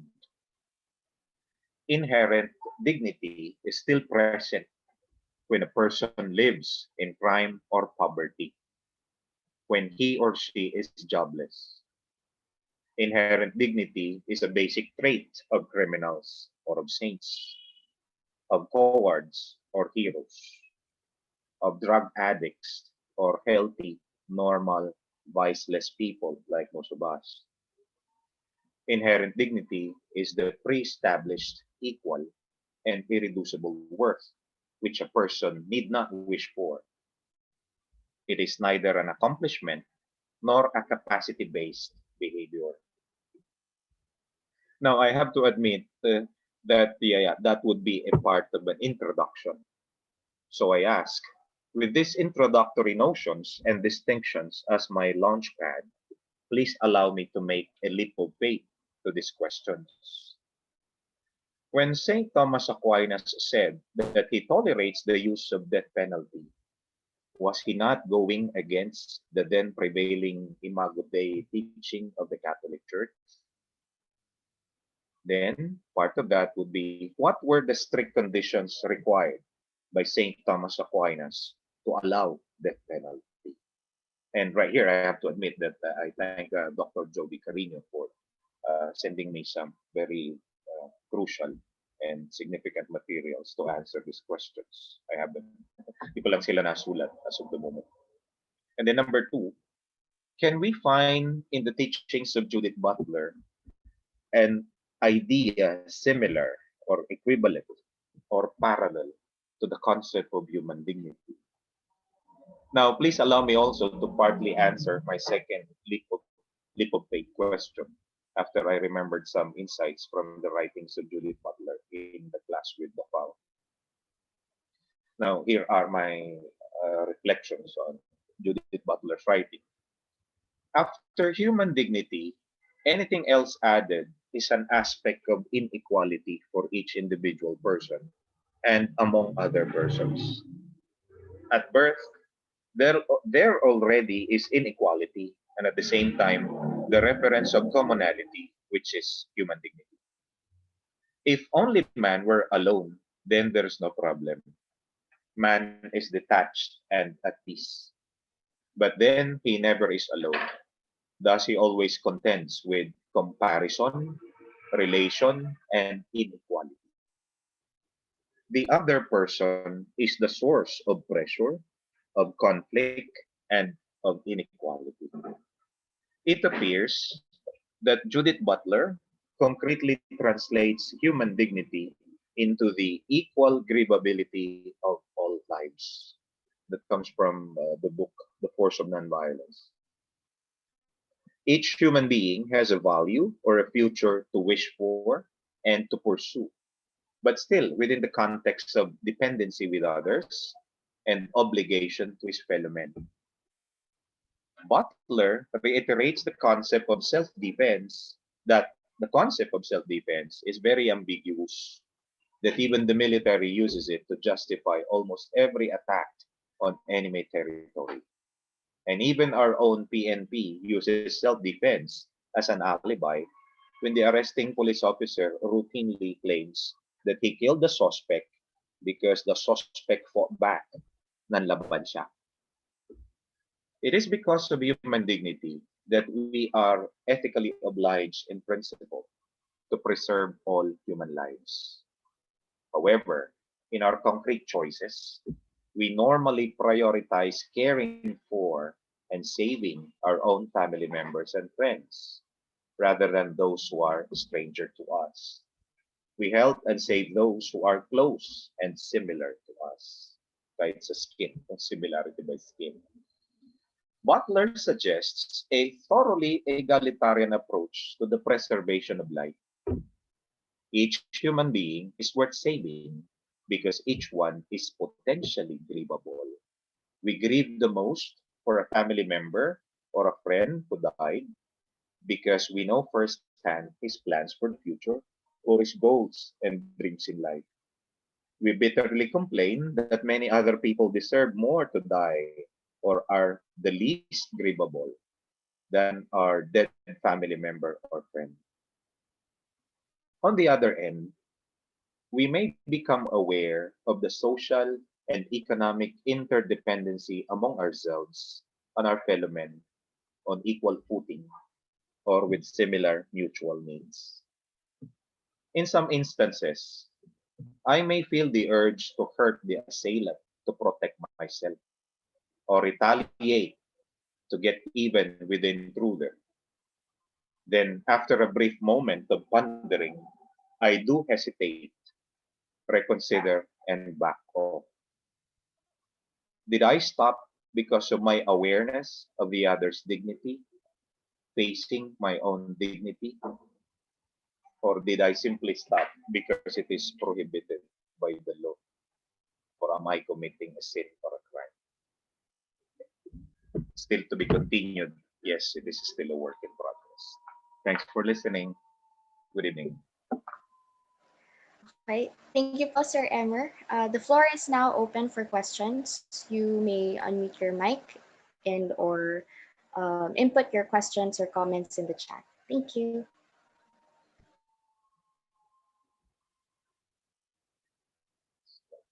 Okay.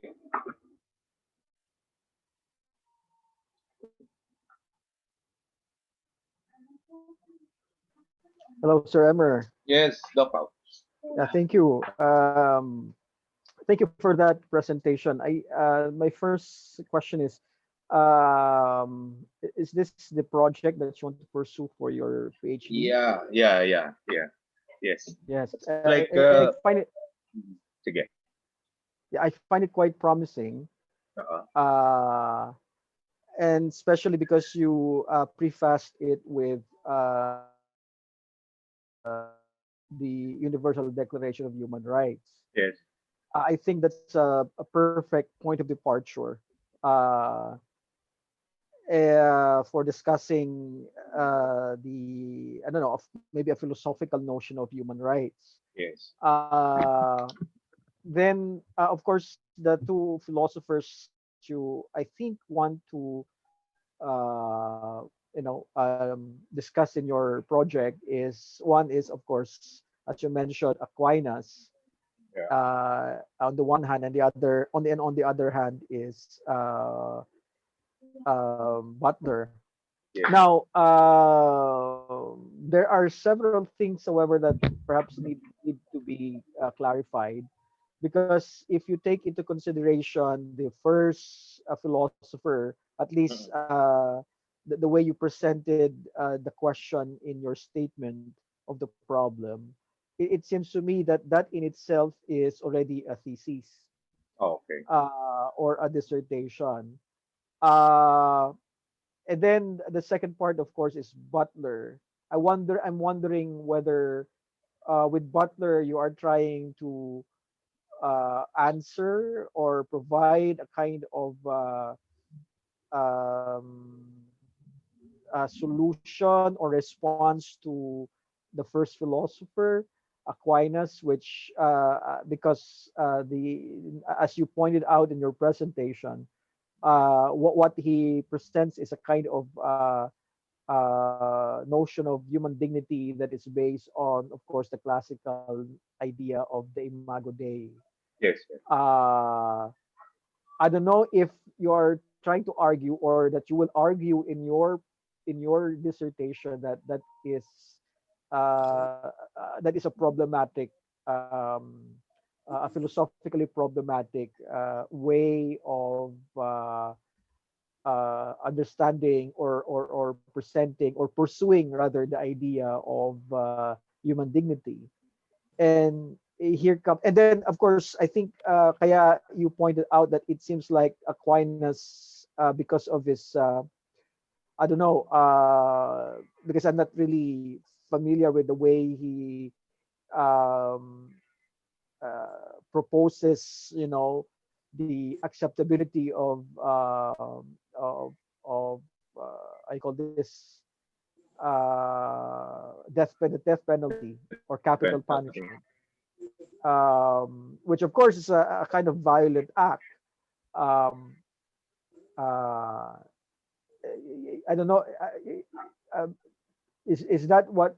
Parang, well, I would just want to clarify if that is that is a point where you think um, Aquinas contradicts himself by well, as you pointed out, on the one hand, he proposes the idea of human dignity based on the Imago Dei, and on the other hand, uh, he seems to contradict himself because he seems to accept the uh, uh, or he seems to think that capital punishment is acceptable.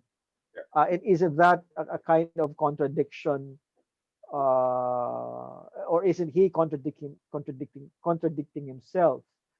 But the thing is, I'm not yet.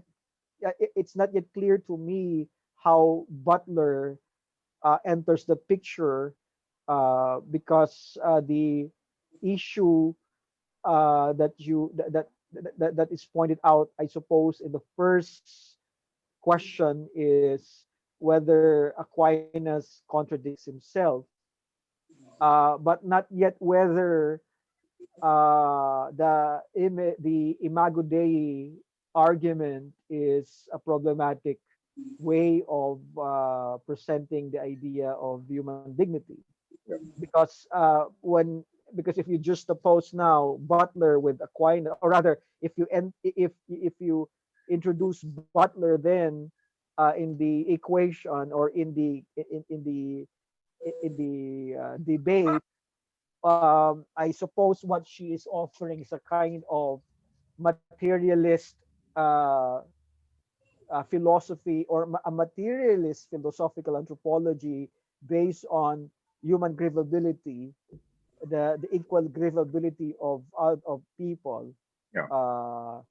Which is understood as a kind of materialist, no, a materialist philosophical anthropology, as opposed to a philosophical anthropology based on the Imago Dei. Yes. So I don't know. I'm not sure. At least in the way it is presented, and maybe it's just a little bit of tweaking. Maybe it's you just need to to develop the first question a little bit more, so that when you introduce Butler, she's actually responding to uh, the problematic aspect of the Imago Dei argument, Yeah.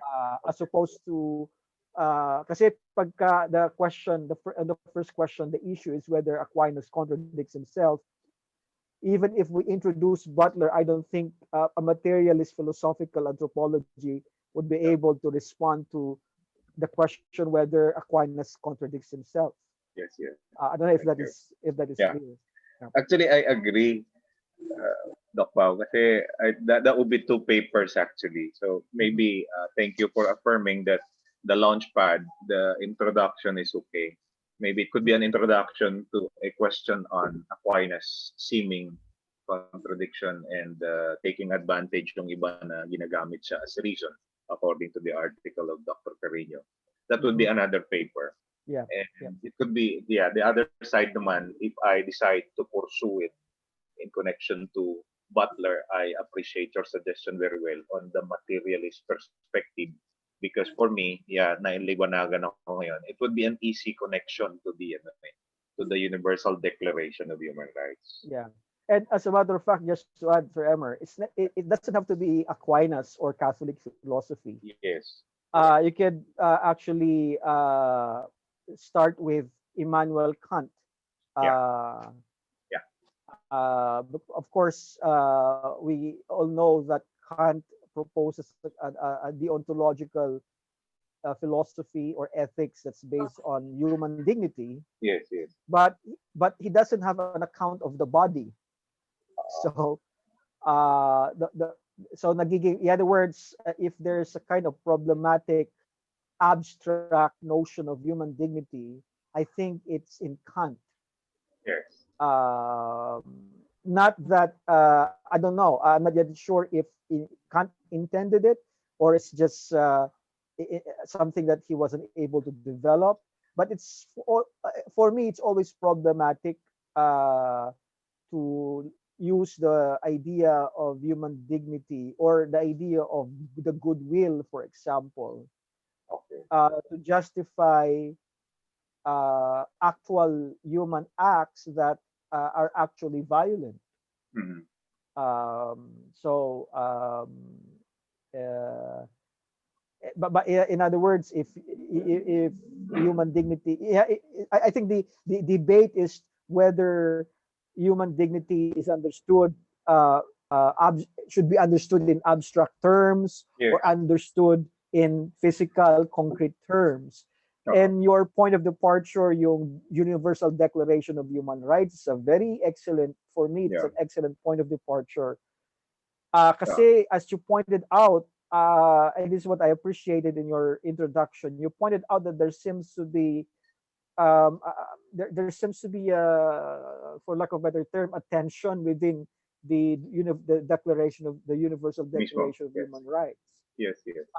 The tension is that on the one hand, human rights is universal, but it doesn't have to be so abstract, Mm-mm. right? That it cannot be that it cannot be understood in actual terms. I don't know if Yes. that makes sense. But it doesn't have to be Catholic. Mm-mm. Uh, so how are we going to make sense of human rights? It doesn't have to be Kantian even. Yeah, exactly. Oh, actually, Doc Pao, if you remember nung summer, I remember it very well na sinabi mong that the concept of human dignity really has to be concrete. It cannot just be hanging right there. And yes, agree rin. May na-mention na dito na pinipintasan nila yung kakulangan ni Immanuel Kant. Yung parang nabitin sila eh. Hindi sila may connecta. So, I can see the head, the introduction on the Universal Declaration of Human Rights. I can see the body, maybe dwelling on Judith Butler through Kant. It may not be Saint Thomas Aquinas would be a very kumbaga hindi akma, hindi siya bagay to pass through a concept to make a valid connection. But several times Kant was mentioned already. And then sabi nila yung concept ni Kant was kulang and it wasn't even used eh. Parang yung nag-frame mismo ng Universal Declaration parang tingin nila kulang. That's one thing. So na-mention na nakita ko na nabasa ko na rin ng content. Yeah. Thank you for the suggestions. And yeah, on a personal note lang talaga is that which ako kung bakit ko siya pinursu is which dignity, which part of your dignity you maintain, and do you really lose it if you become the accused murderer? Yun ang always, or maybe the proven guilty murderer. What else? And another one, if you may be of help naman, I hope I could just solicit opinions, and Dr. Carino is also there. How would you proceed if you use this framework, this introduction, and then the tool and the framework of Judith Butler's philosophizing to critique, let's say, the penitentiary system of a given province? Okay. But not not anymore Foucault. Yes. Yeah, not anymore Foucault, but within how would that be? Maybe Jean-Marie is also listening there, no? Okay lang, the Butler then. I think I came across a paper. It was not written by Butler. Yes, yung binigay mo. But yes. But a paper that specifically discusses that aspect. On poetics. Yes. Reason without subjects. Yeah. Yes. Para sa akin, admittedly, it's not yet clear to me how a Butlerian how a Butlerian response is possible. Okay. But I don't know. I'm not yet sure whether kasi it's a slippery slope, I suppose. Yeah. Okay. The thing is that if we are going to argue for let's say the accused, the people who are in prison, of Yeah. course, you cannot do something. You cannot do a kind of blanket. Yeah. Uh, Correct. Correct. so Oh. kasi syempre, I mean, may mga criminal naman talaga na kailangan ikulong. Yeah. Yeah. And Yeah. I don't think Butler is against that. But of course, there are also wrongly accused prisoners that were put into prison wrongly. Uh, I don't know kung dun sa angle na yon pwedeng pumasok si Butler. But I see. I'm not really sure how it will go. But that's one aspect that perhaps you can in your journey you can further study or further I call this explore. But there's another aspect, however, that I want to mention before I forget. Um, Aside from Butler, I think that choosing Butler as one of the topics of your dissertation is something that you'll have to pursue now. But there's also another version of a kind of materialist uh, idea of human dignity, which comes from critical theory, specifically Axel Honneth's ethics of recognition. The difference between Butler and Honneth is that Honneth, at least to my mind, provides a more elaborate, uh,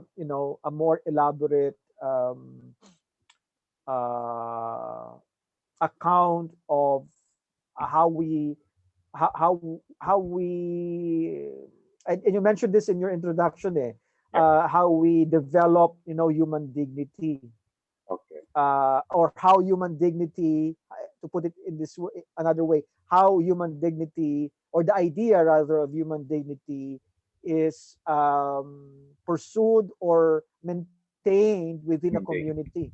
Yes. Within a community, because it's for the way I see it is that recognition theory allows us, specifically Honneth's recognition theory, allows us to argue that the idea of human dignity is something that a community must maintain. But how is that maintained? Beyond what you mentioned earlier as did you use the word innate? Yung inherent idea of human dignity. Instead of, kaya lang kasi masyadong loaded kasi ng scholasticism yung term kasi pag innate, it's so loaded with parang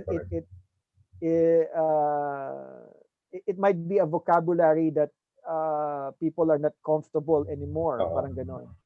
But if you say, instead of innate, you say that all human beings are equally grievable, that's another way of saying it. Correct. Without sounding too classical, without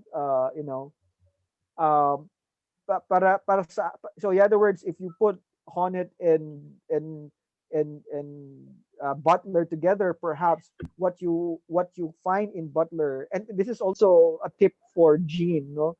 What you find in Butler is a philosophical anthropology based on the equal grievability of human beings.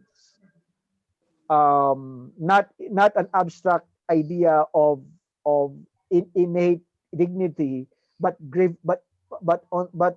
instead grievability. No? So is the other human being grievable? So if the human being is grievable, doesn't matter where that human being comes from. But if the human being is grievable, then therefore society must be able to I call this make non-violence possible, parang ganun. And kay Honneth naman, the other side of the coin, which is the possibility of maintaining,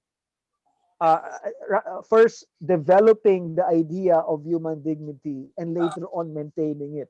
Of course, there is the influence of Hegel there. So, but it's going to be a journey for you, and I'm very excited for you. So, good Thank luck. you. Good Thank luck. you. Thank you. May question yata si Beljon. Yes, Hi, hi Beljon. sir. Hi sir, Hi. Emer. Good Yep. evening. Good evening sa lahat. Yeah, Beljon. I just like to ask some clarification po because I Yes, want to learn Beljon. from this webinar.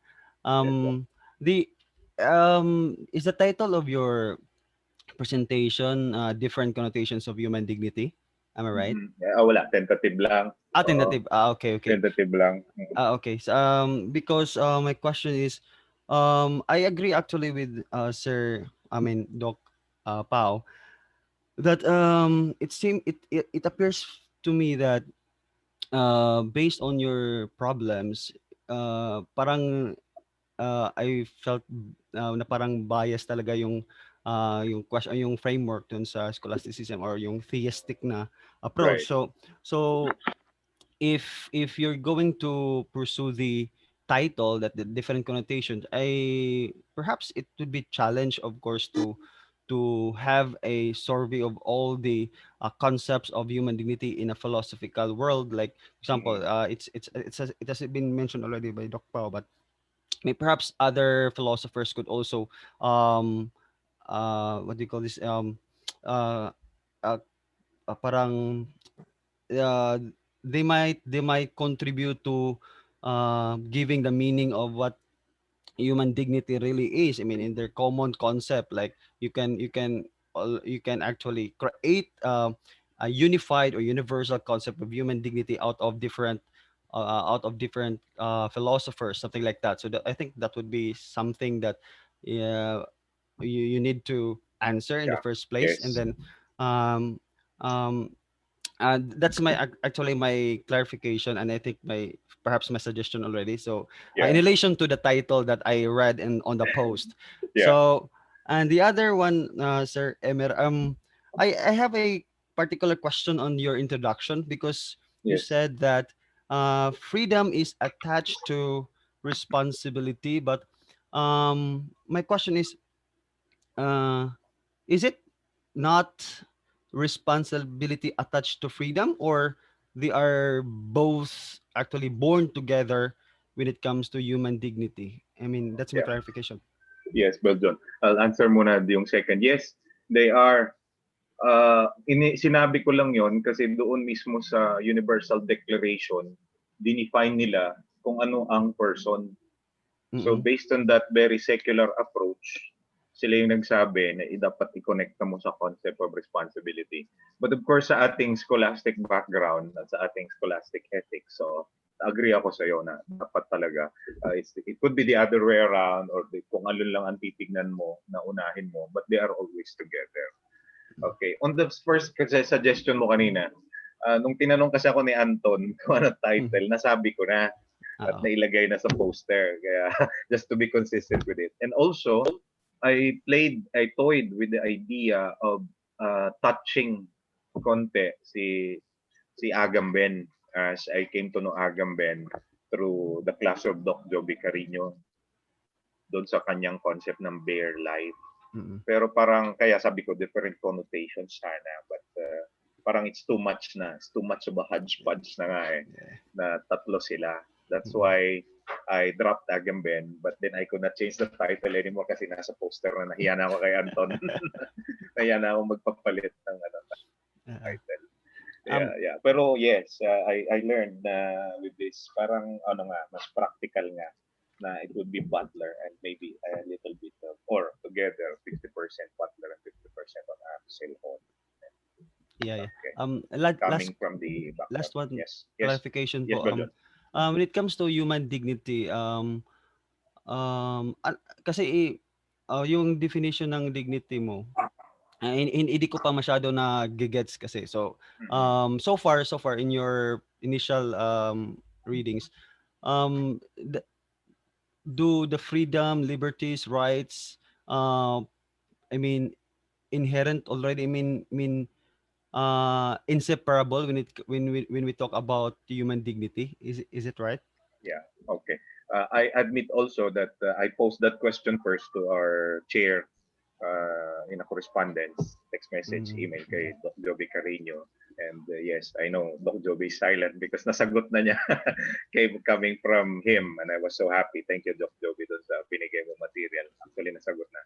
And in that answer ni Doc Joby, even Aquinas himself has no, what do you call it, structured definition of what human Mm. Oh, sige. is. Na parang you really have to read the entire section on in the class of Doc Joby pag Sabado.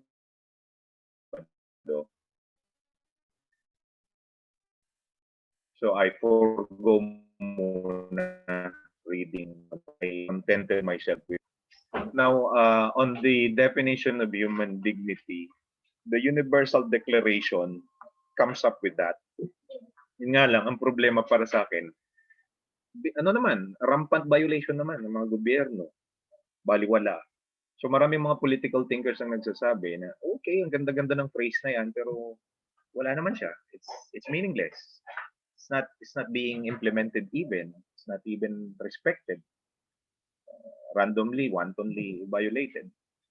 And I am happy doon sa nabasa ko nga na yeah, it can still be a guide. It can still be para mo siyang damitan ulit, para mo siyang bigyan ulit ng injection ng vitamins or centrum para lumakas yung concept ulit as a guide to that. And then I saw the chance to connect it to Butler. And then now Doc Pao is also suggesting the chance that Axel Honneth maybe or can be mentioned. Okay. Thank Thank you. you po. Thank you po, sir. Thank you. Raymond, Yes, Doc Job. galing sumingit. Yes, please. Buti na point out mo yung even sa Latin text, yung humani dignitatis does not appear. Yes, okay. In Aquinas. It's actually a contemporary term. Okay, thank you. Tapos most Catholic authors simply impute it to Aquinas and other scholastic thinkers as though may pedigree yung term yun sa mga sulat nila pero wala. Yes, okay, thank you. So, another thing that I'd like to raise, yung sabi mong UN Declaration of Universal Rights na as you describe it, highly secular. Pero we also need to consider na one of the major contributors of that document is a Thomist, si Jacques Maritain. Okay, yeah, na-mention nga. And in fact, marami siyang inputs doon. Were taken from his reading of Thomist philosophy. Yes po. Pero isa sa mga should I say basis of such inputs and contributions yung kanyang reading of Aquinas' notion of natural law. Opo. Sa tingin ko, if you want to pursue this study, you need not base it on Aquinas. The notion of imago Dei. Okay. Hindi succeed yun. Opo. Might as well pursue yung basis of call it human worth, call it human nature, human dignity, call it philosophical anthropology, doon sa notion of natural reason. Kasi natural reason. Na for Aquinas, fulfillment of what it means to be human is derived from his ability to, yun nga, to participate participate sa society, participate sa kanyang community, participate in transforming the world into a better place. Like that. Kasi parang yung notion of participation and notion of natural reason go hand in hand in Aquinas' thought. Yes. Last point. Yes, Doc. You might want to, aside from probing into the ramifications of human dignity, baka gusto mo, magka-interesado ka na problematize yung the very notion of rights. Okay. Nabanggit mo yung kanina. Yeah po. Kasi actually yung human dignity ay it's a Catholic attempt to counterpose yung notion of human rights. Kasi if you siguro examine yung political mooring ng notion of human rights, it's based on a very liberal notion of politics. In fact, iyon yung mga pinopoint out ng mga haters ni Jacques Maritain sa kabilang side. Declaration of Human Rights. Dahil masyadong elitista yung notion of rights. You can enjoy it as long as you have the power to claim it. Okay. Problema, what if you don't have that power? What if, yun nga, you're marginalized at wala kang kakayanan na i-assert yun? What happens to you?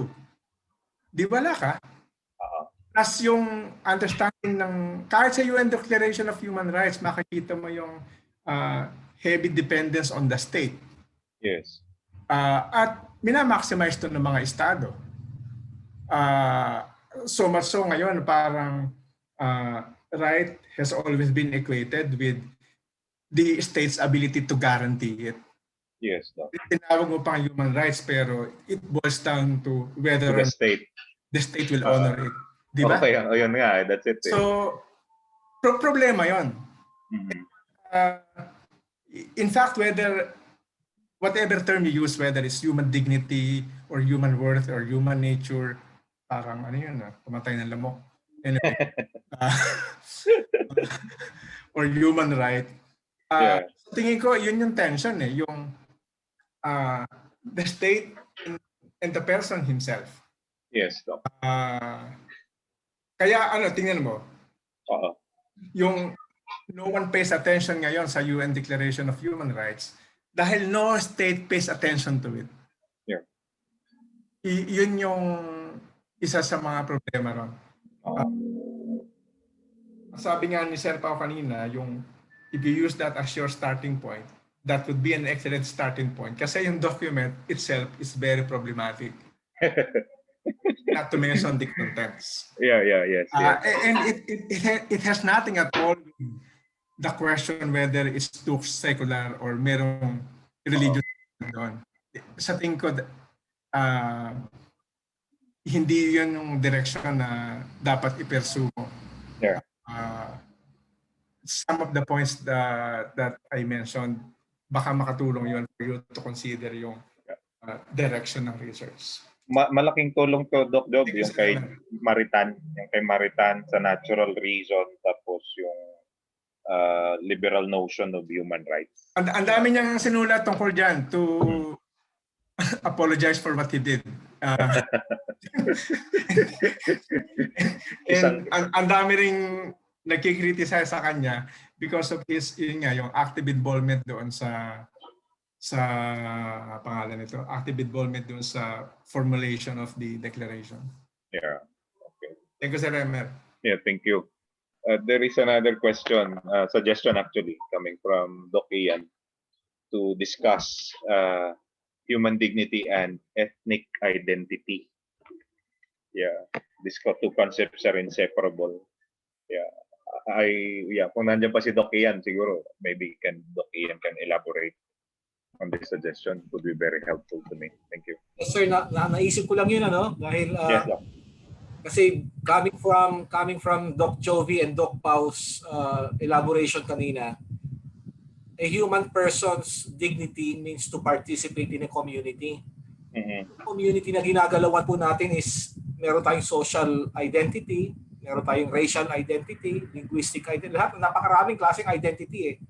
Kaya tatanong ko sa iyo kung pwede kaya natin pag i-separate itong dalawa, itong human versus yung vis-a-vis personal or social identity. Yun ang naisip. Yeah. Oo nga naman. Sa tingin ko sakop din siya eh. Yung tinatawag mong ethnic identity. Maybe I can touch on it in a portion also when you talk of yung context ng batas sa kanong legislation. Okay, doon sir. sa introduction pa siguro. Thank you.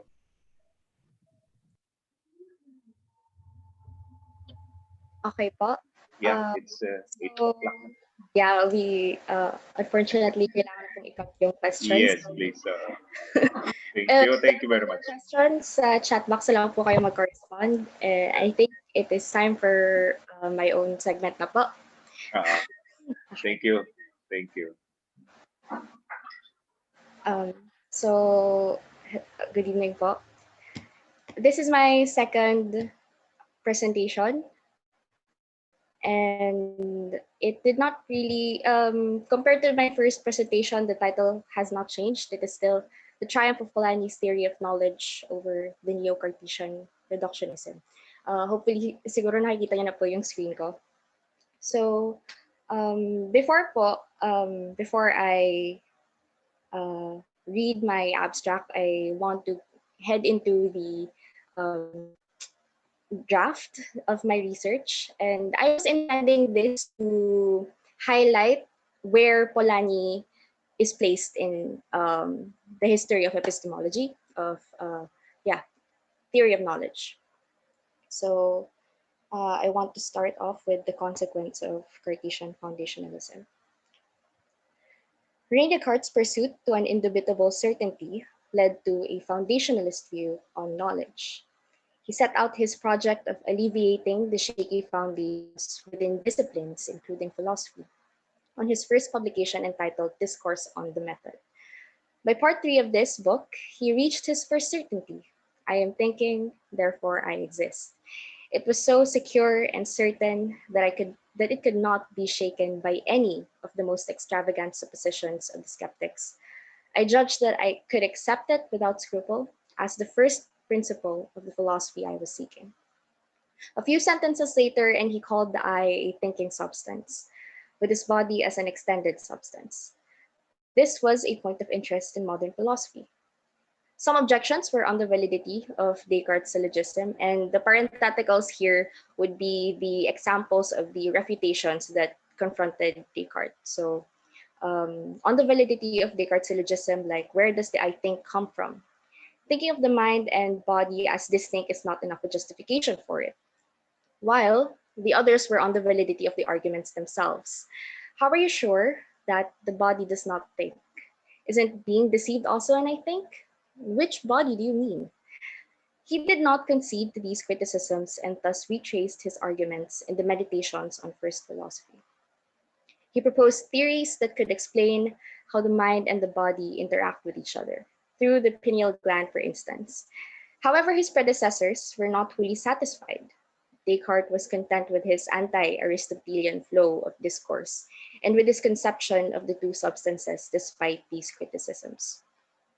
His methodic doubt remained influential, at least. This new wave of philosophizing paved the following centuries towards the pursuit of knowledge that predominantly referenced reason. This foundationalist approach goes hand in hand with atomism.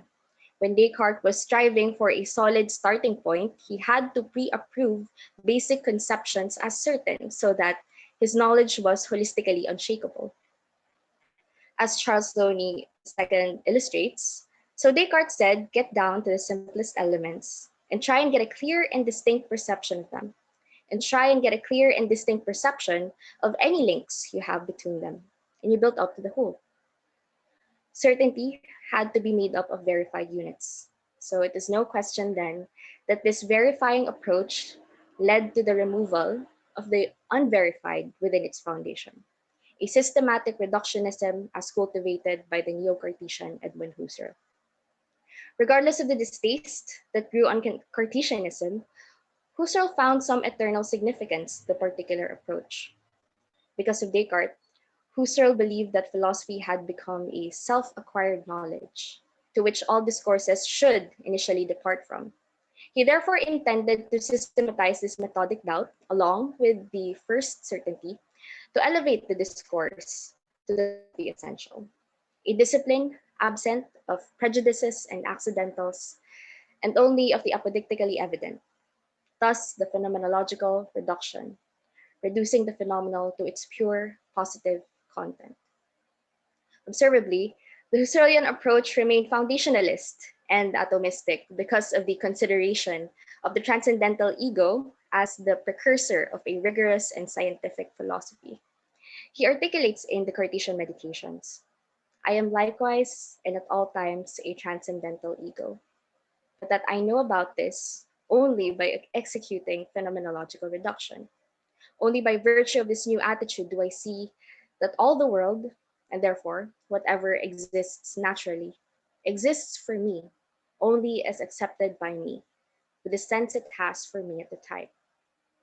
Were it not for the ego, reducing the objective to its essential form, the validity of all things external remained dubitable and unbecoming of a true science. The primacy of the ego in Husserl's philosophy is what deviated him away from the problematics of Cartesianism. As we recall, Descartes argued for a dualistic view on epistemology, how the I is comprised of a thinking substance and an extended substance. Although Husserl subscribed to the transcendence of subjectivity, he conceived objectivity as immanent in the subject. Because he reduced his conception of it, the objective phenomenon is within him. This deviation, he prides, is a solution to the problem of Cartesian dualism. This reductionism, reified by Husserl, is as damaging according to his critical predecessors. By purifying a phenomenon from its context, it loses the necessary conditions with which it is comprised of. It becomes less of itself. Martin Heidegger, one of Husserl's students, contested this, arguing that we cannot but be in the world. The attempt of Husserl to make philosophy the scientific was then overcome by a focus on authenticity. Then the short of analytic philosophy and the articulate. The psychologistic empiricism cultivated by Husserl was followed by a non-psychologistic empiricism, which is slanted on language, and this is analytic philosophy. Ludwig Wittgenstein was one of the philosophers that subscribed to this theme. His philosophy featured logical atomism and logical positivism, as seen on his most notable work, Tractatus Logico-Philosophicus. In its first few pages, Wittgenstein mentioned that the book can be summarized into two statements. What can be said at all can be said clearly, and what we cannot speak about, we must pass over in silence. His earlier intentions were of a logically perfect language that contours a philosophy of the sayable or of the articulate. This philosophy of the articulate triggered debates that ultimately referred to the tension between the epistemic and the ontological as provided by language. In our attempt to validate the word we use for the meaning it refers to, it focuses on the issue on precision. How can a set of concrete symbols, for instance, exactly encompass something as abstract as meaning? Is precision even possible? How close can we get to the thing itself before our subjective processes tamper it? These questions reveal to us that the Cartesian tradition, although moved on, may not have been overcome. The exact sciences indulged on this thought on precision. Complete objectivity had been promised, so long as you follow these established steps to formally and empirically test each atomic truth to its validity. Although the predominance to scientific reductionism derailed the conversation from morality and human meaning, we are reassured at least, that the modern man remained in control of the world. Their quest for understanding was confused into their quest for certainty. A critique on reductionism. Complete objectivity is a delusion. Time after time, established systems with loose threads have been replaced. Philosophers like Wittgenstein evolved their thoughts further after realizing that precision may not be all there is to it. Like in his case, how the precision of language may not be as significant as the nature of language itself. The articulate manifests residues of the inarticulate almost every time, and not everyone could just pass over it in silence. In this part of history, the problem, as understood by Michael Polanyi, lies within the traditional conception of knowing, rooted on reductionism. This is my own argument now.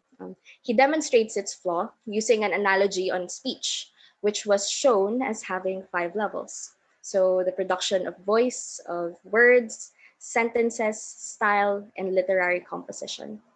These levels, in turn, are subjected under its own laws of phonetics, lexicography, grammar, stylistics, and literary criticism. Observably, these levels form a hierarchy, since each level is controlled by the next higher level.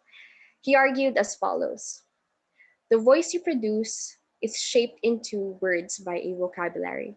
A given vocabulary is shaped into sentences in accordance with grammar. And the sentences can be made to fit into a style, which in its turn is made to convey the ideas of a literary composition.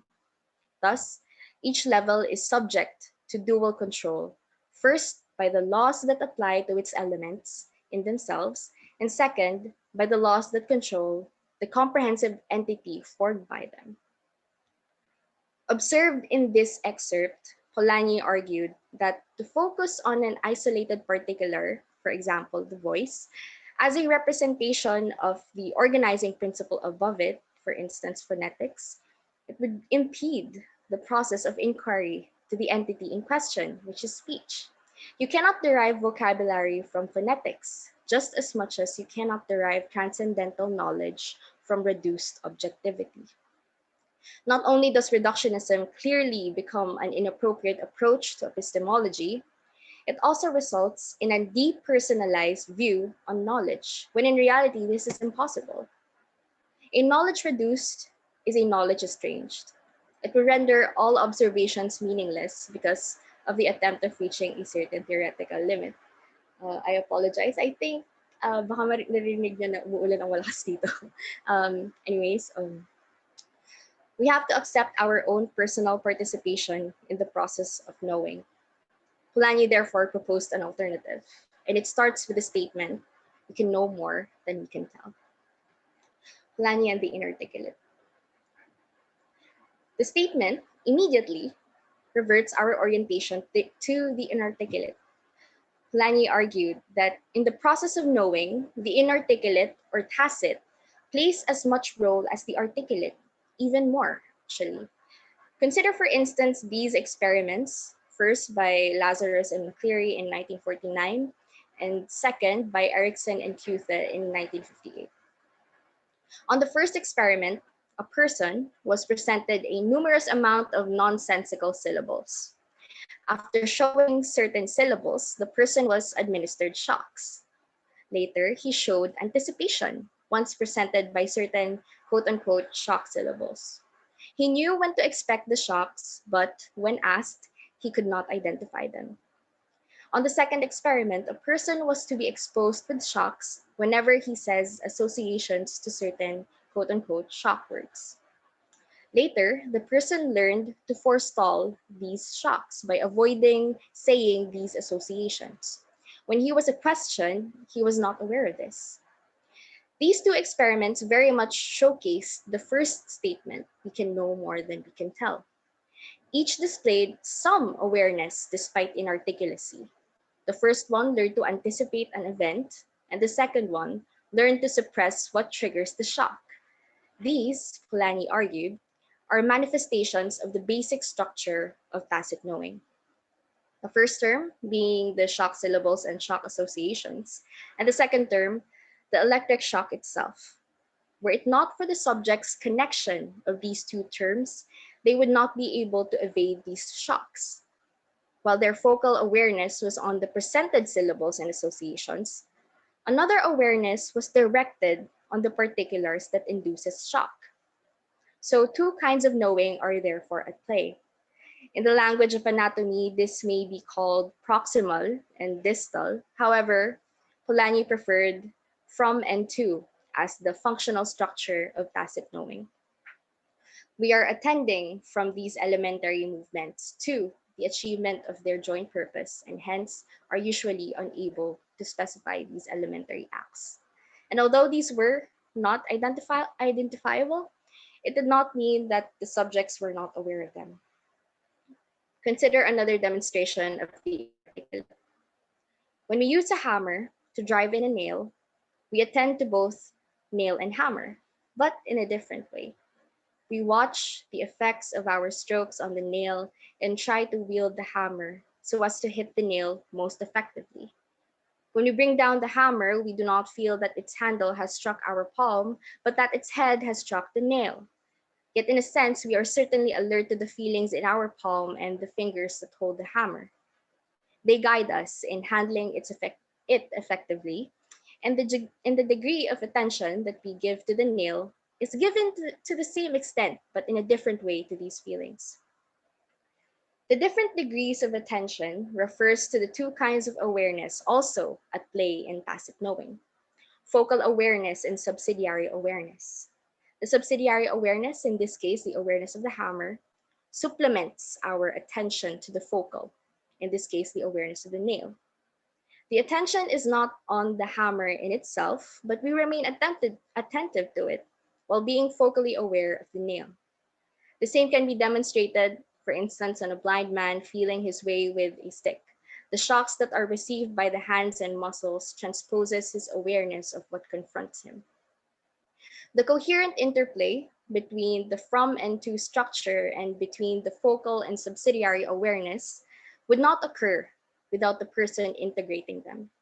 This integration could not be produced by prescriptions and procedures as offered by the Cartesian foundationalism, the analytic philosophy, and the positivist strand, because it becomes impersonal. Polanyi's alternative for the old epistemology derives an ontology emergent from the process of knowing itself.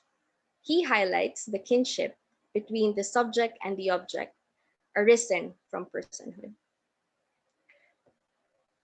Latin discourse in the Philippines, and this is the second to the last section. So the country offers a few publications on and theses under Polanyi's philosophy. A thesis from Reverend Father Renato Paraino, and two publications and a thesis from Reverend Father Kenneth Masong. Below is a table enlisting their works. So the first one was from Father Renato Paraino.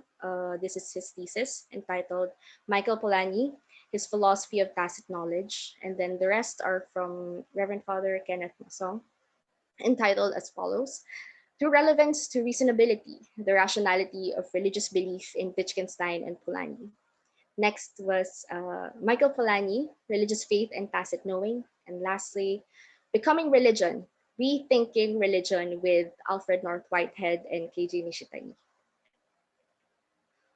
The oldest one, as seen in the table, is a thesis affiliated to the University of Santo Tomas and is the only Philippine publication accessible in the university library. And because this was the first work, I understand why it was an exposition. The following works, which are from Reverend Father Masong, are observably attempts to cultivate Polanyi's philosophy within the religious theme. Even worldwide, Polanyi's personal knowledge was proven versatile and applicable to varying disciplines like ethics, philosophy of education, sociology, and economics, to name a few. But much remains to be said in the realm of philosophy. Perhaps the reason why his works were under-acknowledged and only lately bloomed is because Polanyi was first and foremost a physician. His earlier years were exclusively engulfed in the sciences. After becoming a physician, he took a doctorate in physical science, specifically on physical chemistry in 1933. He then showed interest in economics and the social sciences, but it was not until 1946 that he turned to philosophy.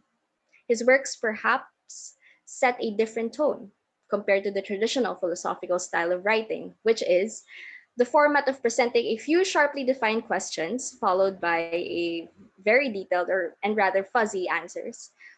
Polanyi's was more on a straightforward presentation of insights without acknowledging views contrasting them. For the most part, Polanyi became an outsider because he chose to be. This should in no way hamper the challenge to which I proudly take.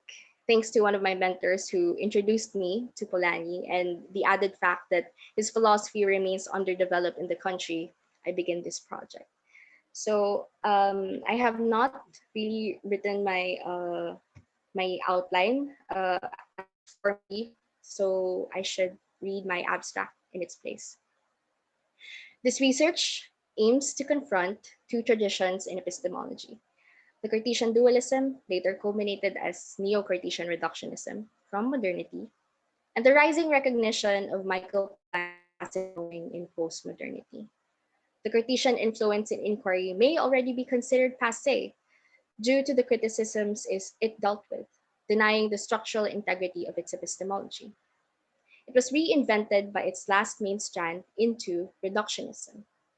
The later approach met the same fate of being too problematic, with its author admitting that the approach towards the end of his career remained an introduction.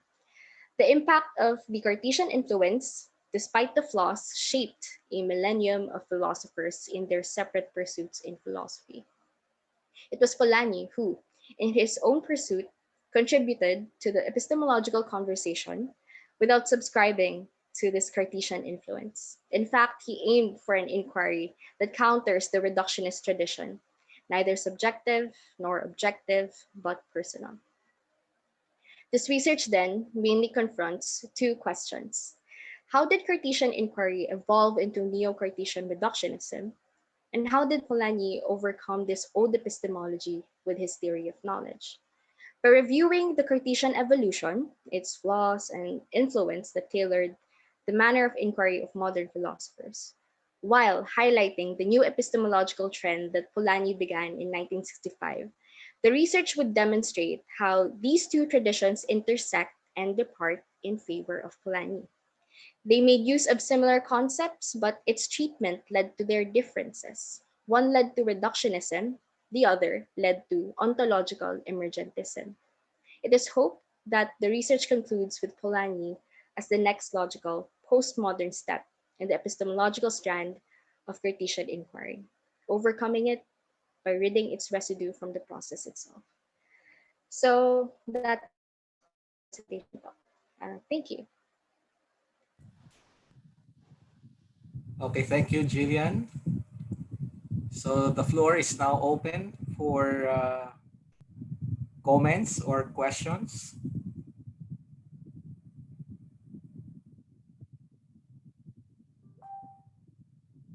Are there questions or comments to the paper of Gillian?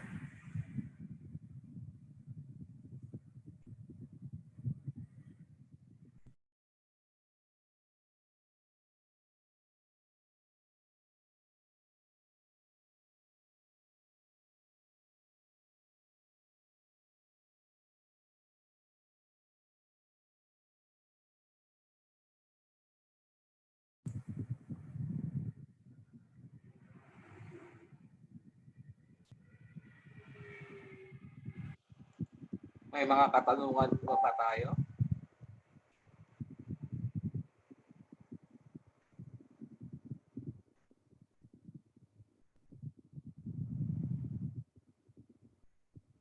And I think there are no questions anymore.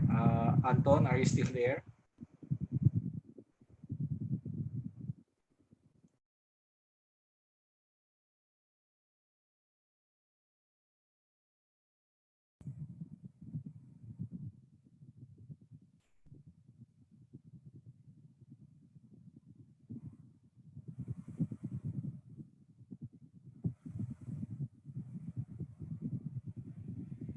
Questions po? So if there are no questions, There are no questions, so thank you po. there are no questions anymore to... Ako meron. Ayan, si Doc Pao. Hello Kailan po. ka magde-defend? Ay nako, kung kailan po pwede. Ngayon na.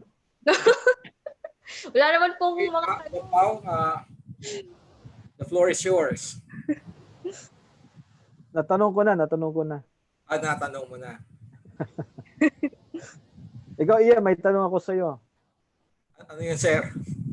Kailan kang papadala ng serbesa? Malapit na pag nagkita-kita tayo. Pagkikita-kita daw tayo lahat sa Tagaytay, ha?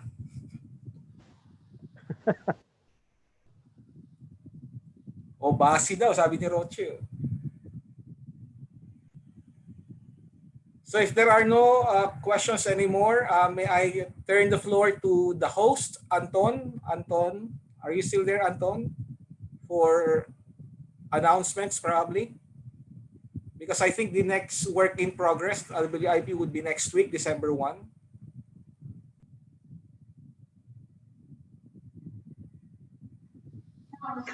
Sir, may inaasikaso po ata si Anton saglit sa Kaya, type. Sorry po.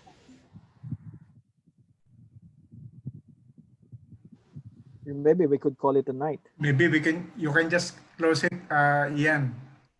Okay.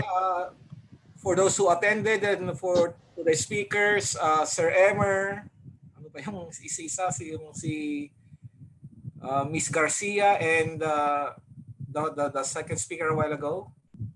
Thank you very much, and we hope to see you again next week, December 1. I think Doc Franz scheduled it when December 1, that would be next week. And after that, I think there is, I think Doc Jovi would be, meron tayong yung inaugural. Is that next week? I-move yata nila ng schedule. I have yet to hear kung kailan. Oh, okay, sir. Sir Ian? Yes po. Po, take opportunity ko lang po, invite everyone dun po sa CPE. We are on 4th na ba? Saturday, by the way. Oh, sa Saturday po yun, 9 to 12. Sali po kayo. I-ano ko po yung link before the event po. Salamat. Ang speaker is Father Garrigues. Father Garrigues. Salamat po. Okay, salamat din, Doc Rochi. Okay, with this, so thank you very much for those who participated, the speakers, and the faculty members, researchers of the department. Thank you and good night. Welcome. Good night, everyone. Good night. Good night.